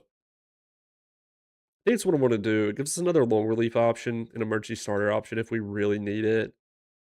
My bad, Landon. Not your fault, man. You'll probably be back, honestly, at some point. Let's be real. So Joe Young will give long relief as well, and we'll give him the emergency starting pitching option. Carlos, we'll keep him on long because he's been killing it there. Um, whoa, okay, I'm a liar. What? Never mind. 3 earned, 1 run. Okay. Well, about that. We'll keep him there though, and we'll keep him on middle relief secondary for now.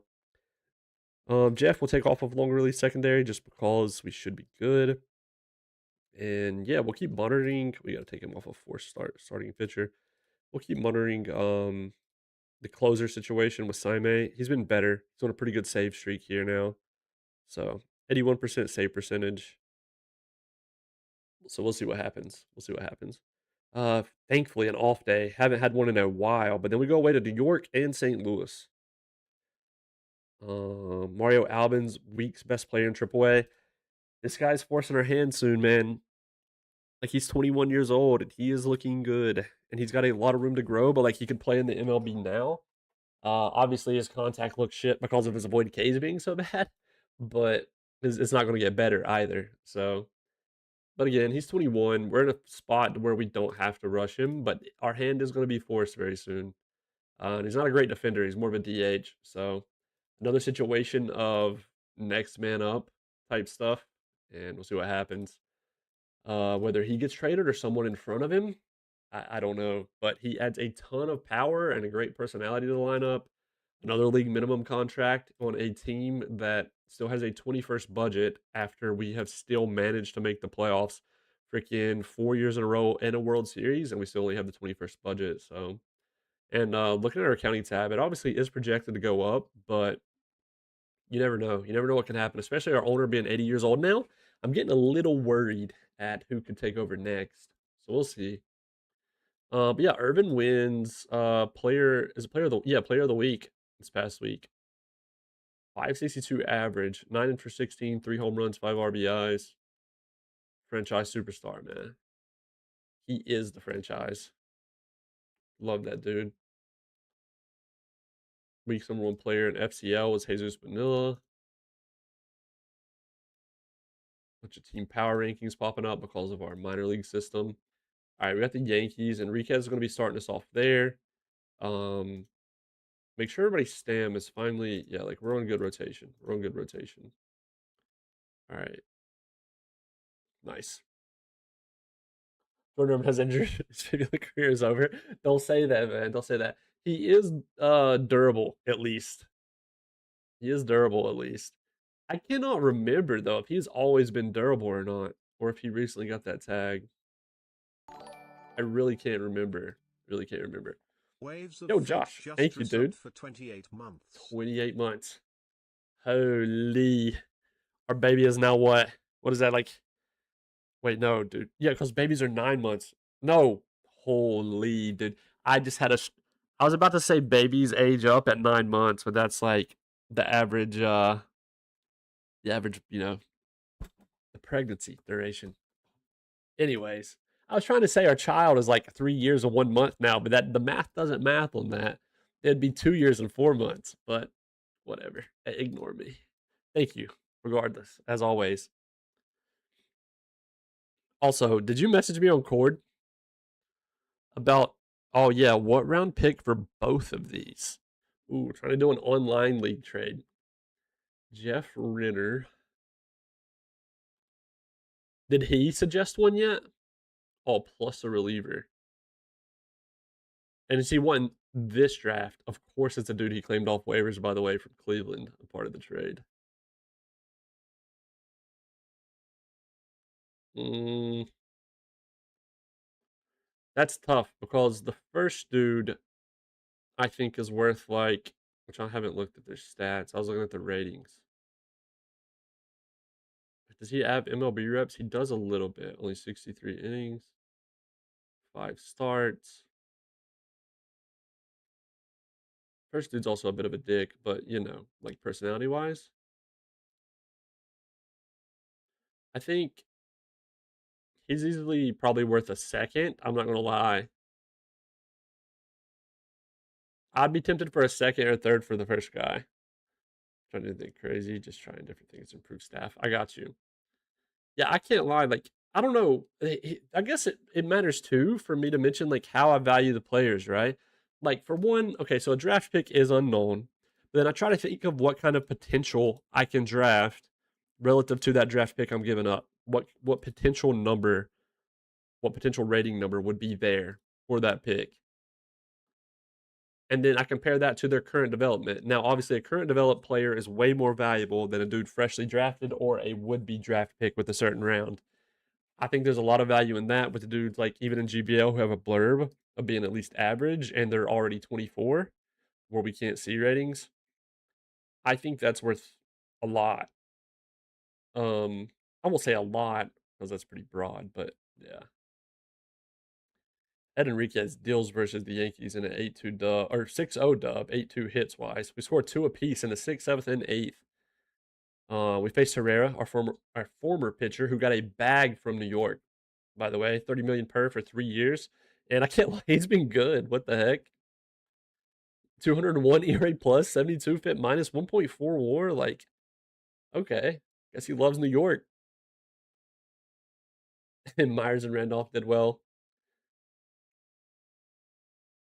and Joe Young's already hurt. Like, you can't make it up. This dude, He can't stay healthy.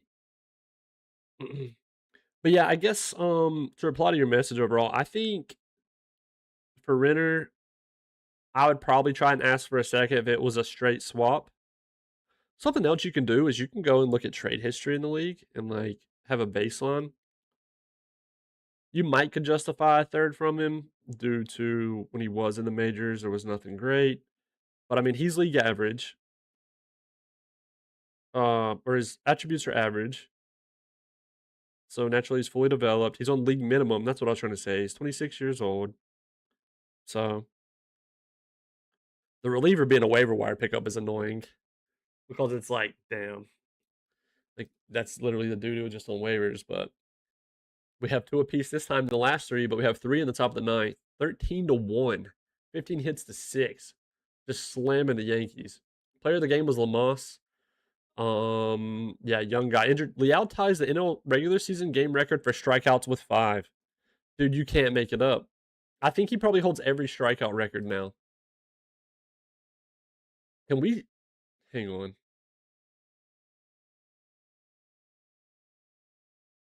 Can we see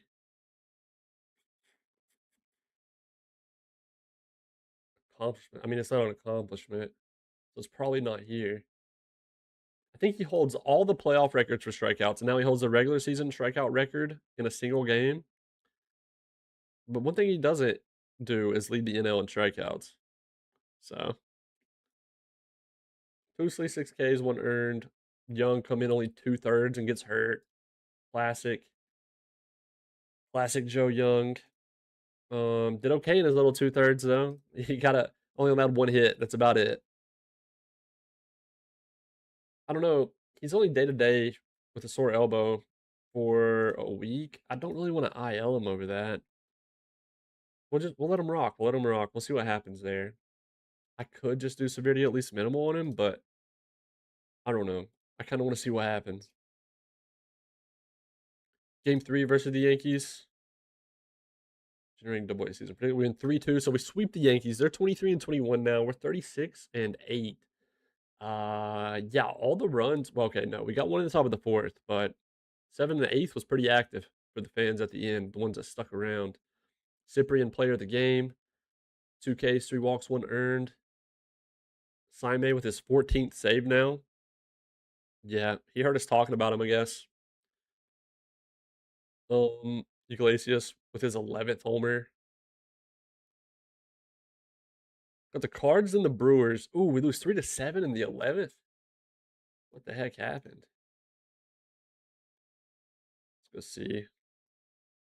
Yeah, they get 4 at the bottom of the 11th. Okay, dude. We just yikes. I mean, our own our only 3 runs came to the top of the first. All 3 of them. Like what? We left 13 on base though. Can we be serious? Bradish had a solid game, but then the pin just struggled. Every single reliever gave up a run. That's tough. Joshua Baez gets player of the game for them though. Melton isn't terrible, right? Okay. I remembered his name, but like I know he wasn't terrible. By the way, he has 4 World Series rings. Was he like 26, 28, 30, 31? Did he perfectly?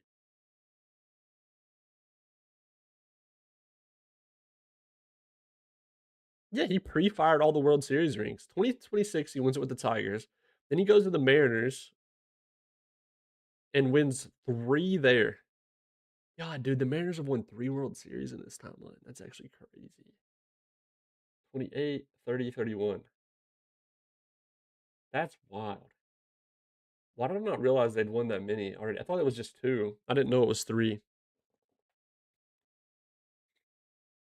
Still tied between the Marlins and Mariners. Speaking of the Mariners, huh? Game 2 versus the Cards. 6-1 dub. Game 3, 6-2 dub. Nice, nice. Still winning the series. Jordan Irvin, player of the game. Oh no. Oh no. Cooper injured while pitching. Okay, sore back for 3 days. It's because he's carrying the pitching staff. That's why. That's why his back's hurting. I got scared. He's a freak. We're good. We're good. Um, great day out of Cooper. Parcher could step on a multitude of Legos. What did Irvin do? 2 for 3, 2 runs, 1 RBI, 1 walk. Not bad, I guess. Not bad, not bad at all. The 6-2 dub. Calvin Leal gets player of the game. Simon with another save, his 15th on the year, by the way. And we're in May 21st. Yeah, he's on pace for 52. Leal, though, 2 for 3, 1 run, 2 RBIs. Not bad, not bad. All right, we got Milwaukee, who's 17 and 30. Detroit, who's 30 and 18, maintaining their ways. Tarek School, age 37 season, just a casual beast still. Dude, look at the lefties in there. 4 lefties in their rotation. And 2 in the pen is like fairly normal, obviously, but 4 in the rotation, that's wild. All right, got the Brew Crew. I wanted to check something. Where's it at? Okay, zone rating we're 6th. Defensive officially we're 5th. Okay, okay. We lead in almost every category except for stolen bases, base running, and then zone rating and defensive efficiency. W. Selling out games still though. Selling out games. That's huge. We need that money in Washington to continue to come in, but it's not going to happen when we're losing 5-6 at home versus the Brewers, who are last in their division. Fans, they're very fickle. Because the loyalty around these parts is still poor, but we'll earn it. We'll earn it. Uh, yeah, we scored 2 in the bottom of the ninth. It wasn't enough. We literally needed 1 more to force extras. We had 10 hits to their 9, but we still lose by 1. Phil Emerson gets player of the game for them. 2 for 4 on the day for him. He's got some big power. Uh, Wait, did they send our guy back to AAA already? They sent him back to AAA after that game? He's in his AAA jersey. He says it with the Nashville Sounds. But just yesterday, on May 21st, he goes 2 for 4, 2 home runs, 2 RBIs, and they're like, yeah, I think that'll do it. Christian Yelich is back for the 50th time, and we're sending you back down. Tusley 6 Ks, 5 earned. Yeah, rough day for him. Game 2, no Phil Emerson, and we win. Yep, they screwed up. They screwed up. Cyprian, really good day. 8 Ks, 1 earned. Player of the game, naturally. That's a bunch for him now. That is a bunch of player of the games for him. Hernandez with his 8th. Leal with his 12th. Lamas with his 16th. What does it say he's on pace for? 53. I hope. Could you imagine? 6-4 in the last one. It's crazy going 124 W's and they still aren't loyal. I know, right? Like they got to get it together. I mean, winning a World Series. You know what I mean? Like, look, since 2030, we've been the hot commodity in the NL. But nah, it'll come. It'll come. We probably just haven't met the threshold. Um, so it'd be nice to at least get it to like average or below average. But it is kind of tough to get it to change, even after winning the World Series, obviously. 6-4 dub. Jackson Churio gets player of the game, but we win. Bradish gives up 4, but the pin kept things silent. Simon 16th. He's on good pace. Is that Bright? Oh, Brady Miller. Yeah, he's not good. He's not good, sadly. What did Churio do, though? 3 for 4, 4 RBIs. That'll do it. 2 home run day. Okay. Noted. Noted. Nice off day. Then we got a tough series versus Detroit. This team is good. They're 33 and 19. They have been good for years in this timeline. 2026, they made playoffs and won the World Series. Took a year off in 27, then literally been playoffs ever since, except for 33. 33, things were down for them a little bit, but this year they seem to be back to their winning ways. To be fair, dude, they are outperforming their Pythagorean right now by what, 4 games? It makes me want to go look. Expanded standings. Our Pythagorean is 39 and 11. We're 40 and 10, so we're outperforming it by 1 game. Okay, a lot of teams outperforming by 4. Blue Jays, the Tigers, 5 for the Cardinals. And yeah, not that bad. Underperforming by 5 for the Marlins. That feels very Marlins-ish. That's unlucky. And 3 for the Red Sox. The Red Sox always turn it around. I feel like this always happens lately. They'll be here as well as the Yankees, and then at the end of the season, it's them two, like number 1 and 2 in the AL East. You guys want to watch one of these games versus the Tigers? We got a Jesse Cooper outing here. We could watch it. They're a pretty good team, so I think it'd be a fun game to watch.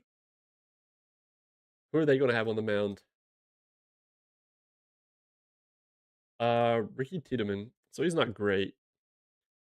But honestly, the rotation just isn't as good as it used to be. It's kind of schoolable than everybody else. We'll watch a game.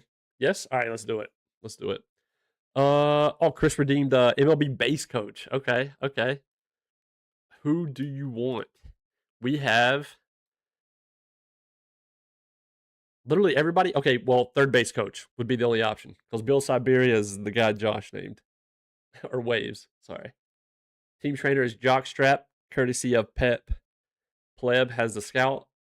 Josh has the first base coach, Bill Siberia, and yeah, bench coach, pitching coach, hitting coach, and third base coach is open. So what name do you want for the third base coach? And then obviously all the staff down here. Bottom of the ninth, the Marlins and Mariners are still tied. They're going to extras. Sheesh. Let's head over here to, hold up, let me turn on the editor. Go into commish mode. All right. Give us a name. Give us a name. Ron Wash's stash. Wait, hang on. Can we? What if I do this? What if I go Ron? And then we do the nickname stash. Does that work? Hang on, let me push enter on all these. I don't know what that'll look like. Ron stash washes. Okay, that looks horrible. Hang on. I don't like the way that looks. I didn't know I was gonna put it up there. I thought I was gonna put it underneath. We'll just do washes stash. Whoops. Wait, that makes it sound like he washes his stash, like in the shower or whatever. All right. Wait, why didn't it do stash? Because of the space? What if we do stash? There we go. All right. That's the new name. Ron Washer stash. I miss Ron Washington in Atlanta, dude. I miss him so bad. We'll drop a save and we will watch the Tigers game. It was so sad seeing him going to the Angels and then just getting beat around on, and obviously he had medical issues while he was over there, and just I don't know. He's such a fan favorite with the Braves. Now I'm pretty sure he's with the Giants right now.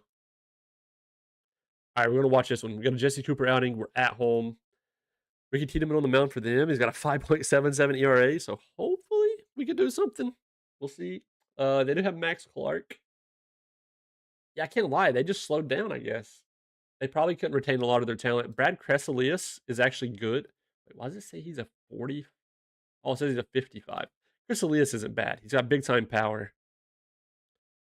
So let's get it. Facing a lefty. So Bass will have lead off. Him and Jim Leyland. Wash as a fielding coach for the Giants, pretty sure. Yeah. He was obviously the same thing with us, and then moved on to be the manager of the Angels, and that was a shit show, naturally, as it is for just about every manager. And then now he's with the Giants. All right, 2-1 to Clark to lead it off. And yeah, that one went really high, and it made me nervous right away, not gonna lie. Kevin McGonigal. This guy's a freak in real life, by the way. Cresalius, 1-2. Good contact, right fielder jogging back, and it'll be 3 up, 3 down for Cooper. Ethan Bass worked a full count to start things off, and that's a leadoff walk. Willits now, 2-2. And the double play is on here, and they can burn it, I fear. 4-2-3-1, Truss. 4-2-3-1 is solid.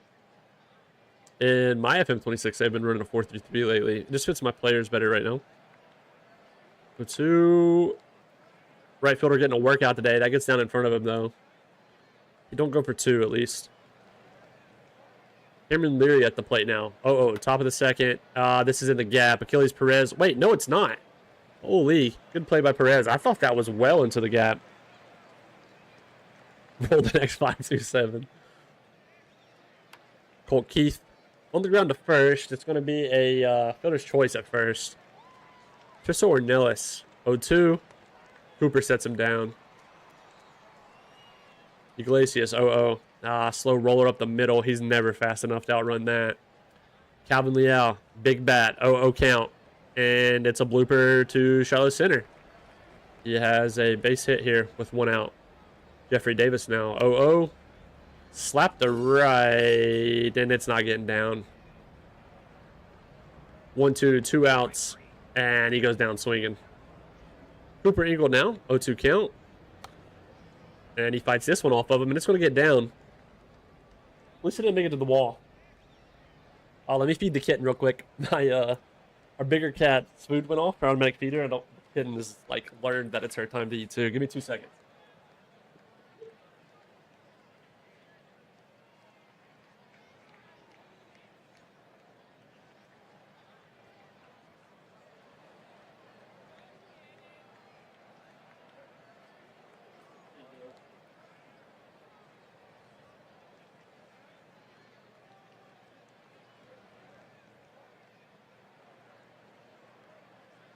Alright, sweet. My bad. Ugh. You're the GOAT. I don't know, your fans are chanting they want you out. I don't know what that means. What the heck? I don't know if I saw that all year. A check swing for a hit? Either way, it moved the runner. Max Clark now, 3-2. Gets him swinging. Huge. Kevin McGonigal, 2-2. And that's going to get down and maybe score a runner. I think he only has 25 speed. Perez, please. Oh, he actually just stayed at 30 so slow. Yeah, he has 25 freaking speed. Oh, a pin. Oh, God. Nice play by Bassett short. We limit any damage at all. Jonathan Lamas. We saw him in the box scores all year. 2-0 count. Witness him into the flesh. And he flies out. Classic. Daniel Hernandez. 0-1. 284 batting average on the year. He's going to line out to oh, no. Left fielder misplays it. It's going to be scored up. He stayed at first?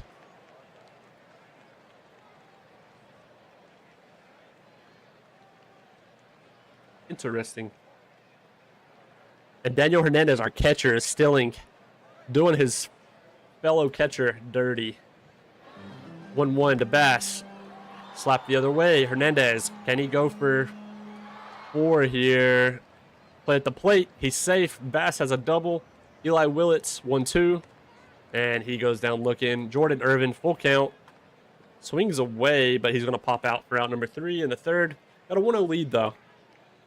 2-2. For context, by the way, Pleb is talking about he has a Football Manager save going on right now on FM24. Leary up the middle, goes between Cooper's legs. Bass is there, though. Nothing gets through. Colt Keith, full count, 2 outs. Gets him looking. Peterman still in the game for the Tigers. Iglesias now, 1-2 count. He goes down swinging. Liao. He's on number 2. Center fielder takes a few steps to his left. Davis, another full count. And this is on the ground. And we get a nice little pan to the outfield there.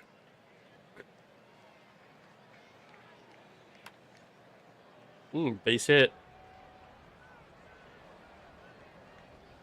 Cooper Ingle, 1-0.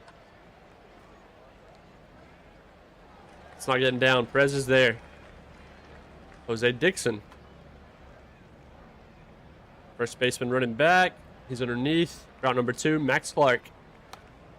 On the ground, and he's just going to touch first. Easy play for Davis there. All right, Achilles Perez. 1-2, bottom of the 5th.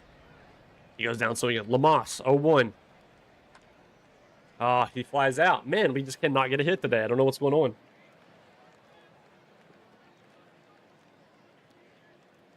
We've got 3 to their 4. Hernandez, quick hopper to third baseman. A good play. So switch means just that. He can actually hit either side.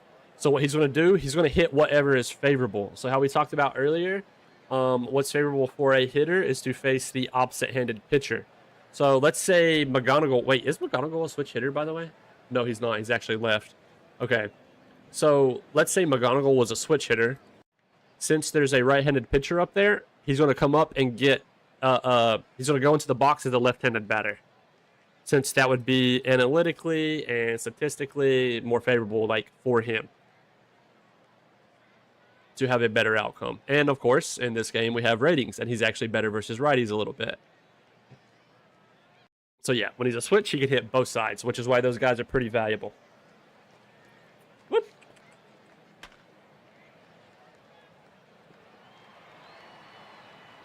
Oh yeah, she got her tummy full. She's big chilling now. The magic touch is here. We're winning this game. Big dubs.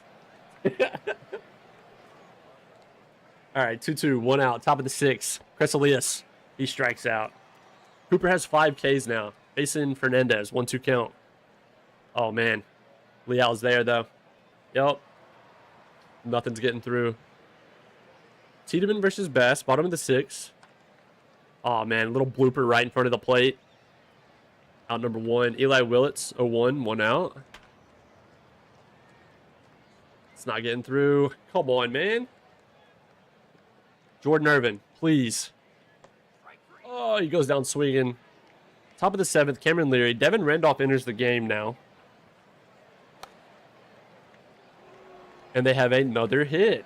Jesus, man. Holt Keith. That's a walk. All right, come on, Devin. Don't do this, man. Ornelas, 1-2. Oh, no. Come on, get it in, Perez. No play at home. Bases loaded with no outs for Devin Randolph facing Cooper Ingle. 3-2 count.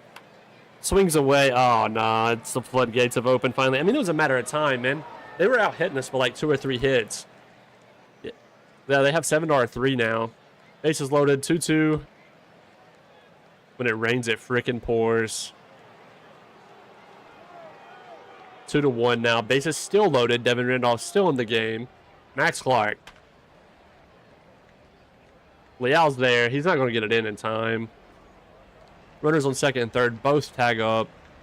We're now down 3-1 with 1 out. Double play is on. 1-2 count. 1 out. McGonagall swings away.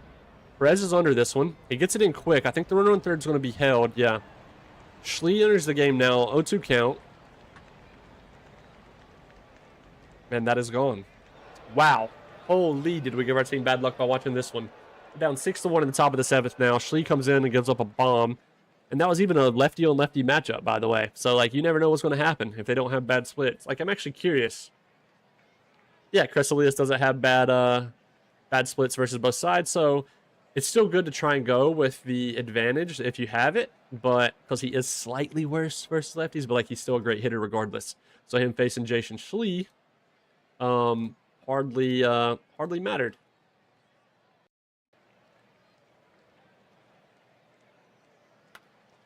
Fernandez slaps one the other way. That's back-to-back home runs that freaking Schlee gives up. Dude.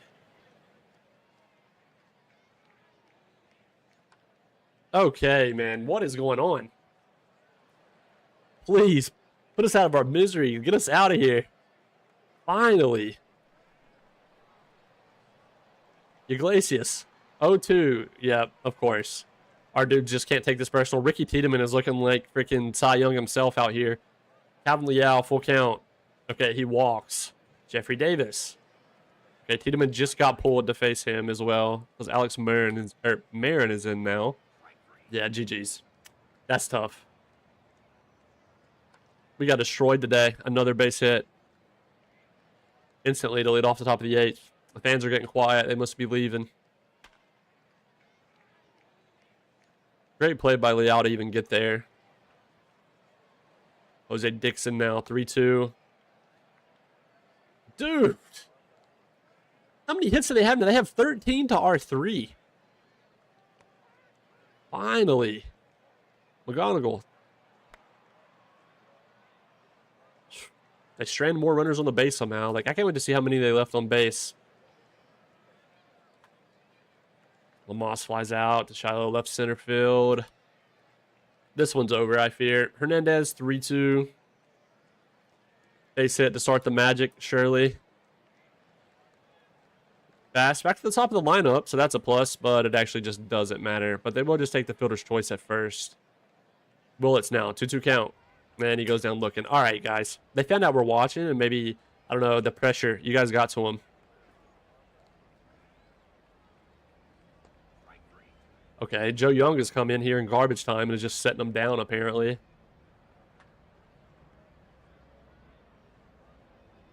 All right, last chance, bottom of the ninth. We need 6 runs at least. 2-2 to Jordan Irvin. All right, terrific start. That's out number 1. Iglesias. 0 for 3 on the day. Make it 0 for 4.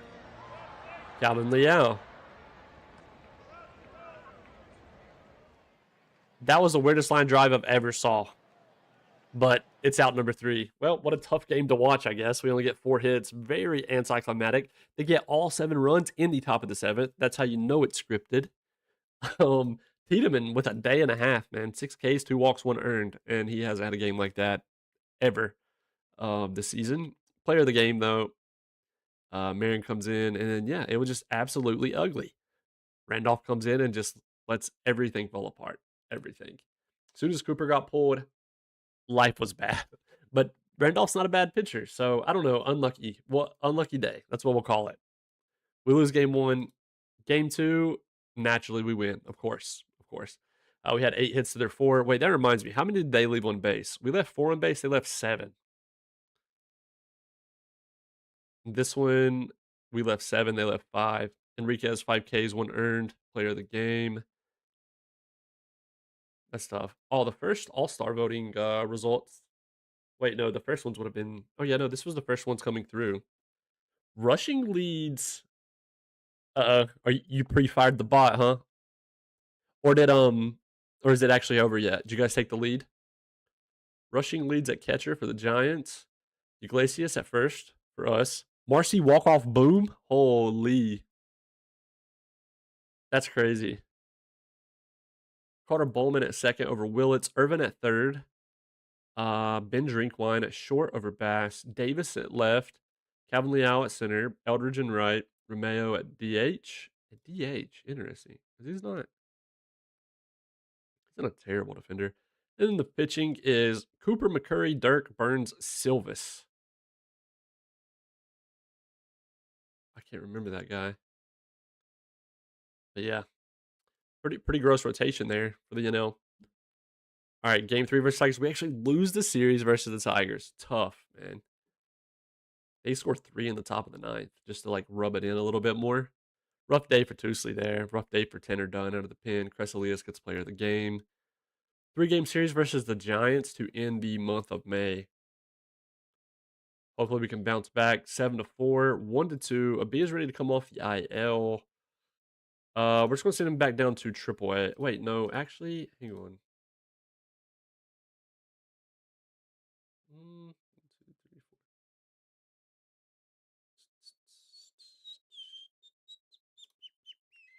Yeah, I think. Actually, there it is. There's the bot. That's sick though. Because right now in the outfield, it's Serrano and Bricky only. Yeah, we'll just send him back down to AAA. Okay. Brinny's back. Oh, it says unknown now? No shot.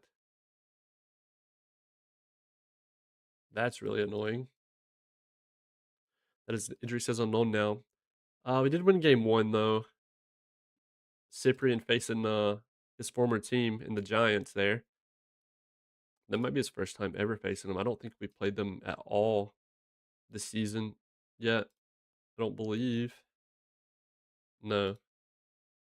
Played him in like spring training, but first time facing him in the regular season, and he did okay. He gave up 4, but he struck out 7.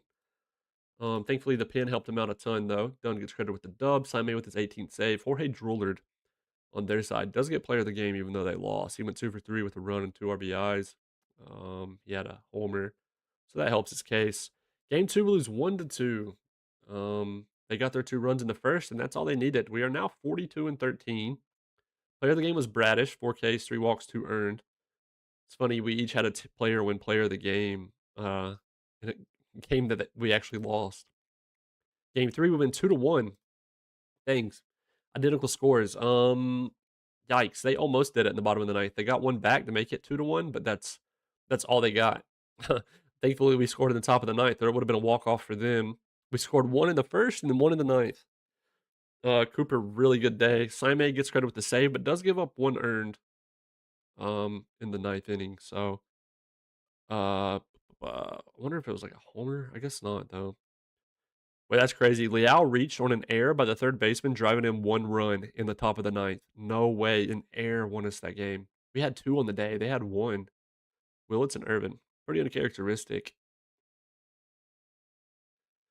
Finish up May. Check out the stats real quick. 7 games above 500, 1 game back of the Phillies.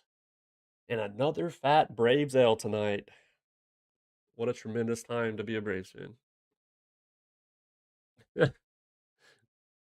It's gonna make the NL East interesting, man. Especially with July, it being July 7th, trade deadline coming up. It's gonna be very, very interesting.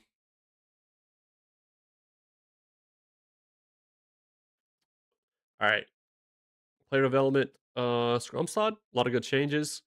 Um, Alvin actually had his potential contact dropped. Okay, yeah, a lot of stuff dropped by 5, but I mean he's still a respectable player. He kind of reminds me of Crescelius with better BABIP, I think, and gap power than him.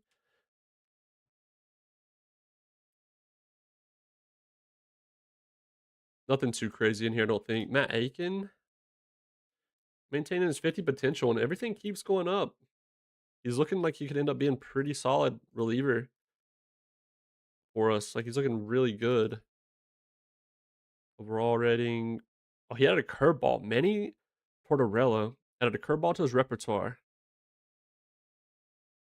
but he's still just a 40 potential. I don't know. He's one to monitor though. That report's from May. We had a new one just in case. We'll see what happens.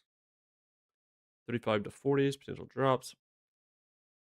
45 to 50. Okay, new 50 potential on the scene. Add to favorite prospects. Efrain Ortega. 65 stam. Looks like he'd be a good movement pitcher, obviously. No stuff. Finesse pitcher. Sums him up perfectly. Oh, yeah, Max is a Mariners fan. And Waves is a Marlins fan, so the fish were battling it out tonight. Wow, Bradish likes it here. He's already asking for an extension in June 1st. Top pitcher for May was Ed Enriquez. W. 239 ERA plus 59 FIP minus 2.7 WAR. That is our dog. That is our dog indeed. All right, Perini. That's what happened. He picked up a day to day while he was down there on his rehab assignment. That's unfortunate. Okay. Yeah, let's do a quick stat check in for the month of May or through the month of May. We are 43-13. It's now June 1st. Davis, Irvin, Leal, Iglesias still leading the way. I mean, everybody above 100 still, except for Willits. Had a pretty bad lull in May, clearly. Earned himself a nice little snowflake as a reward. Home runs, though, 19, 2 ahead of Lamas is Davis. 17 for Lamas. Leal, 14. RBIs, kind of similar. Davis, Iglesias, Leal. Irvin. Stolen bases, we're not a tremendous stealing team. Like, I even have these dudes' sliders cranked for the dudes that are decent. Like 70 stealing ability here. I have Bassett cranked. He does have 9. I mean, to be fair, that's on pace for 26. He's on pace for 32. I really would love for Jordan Irvin to regularly get 30-30 seasons. I can't lie. Maybe that's selfish of me. But last year, he barely missed it.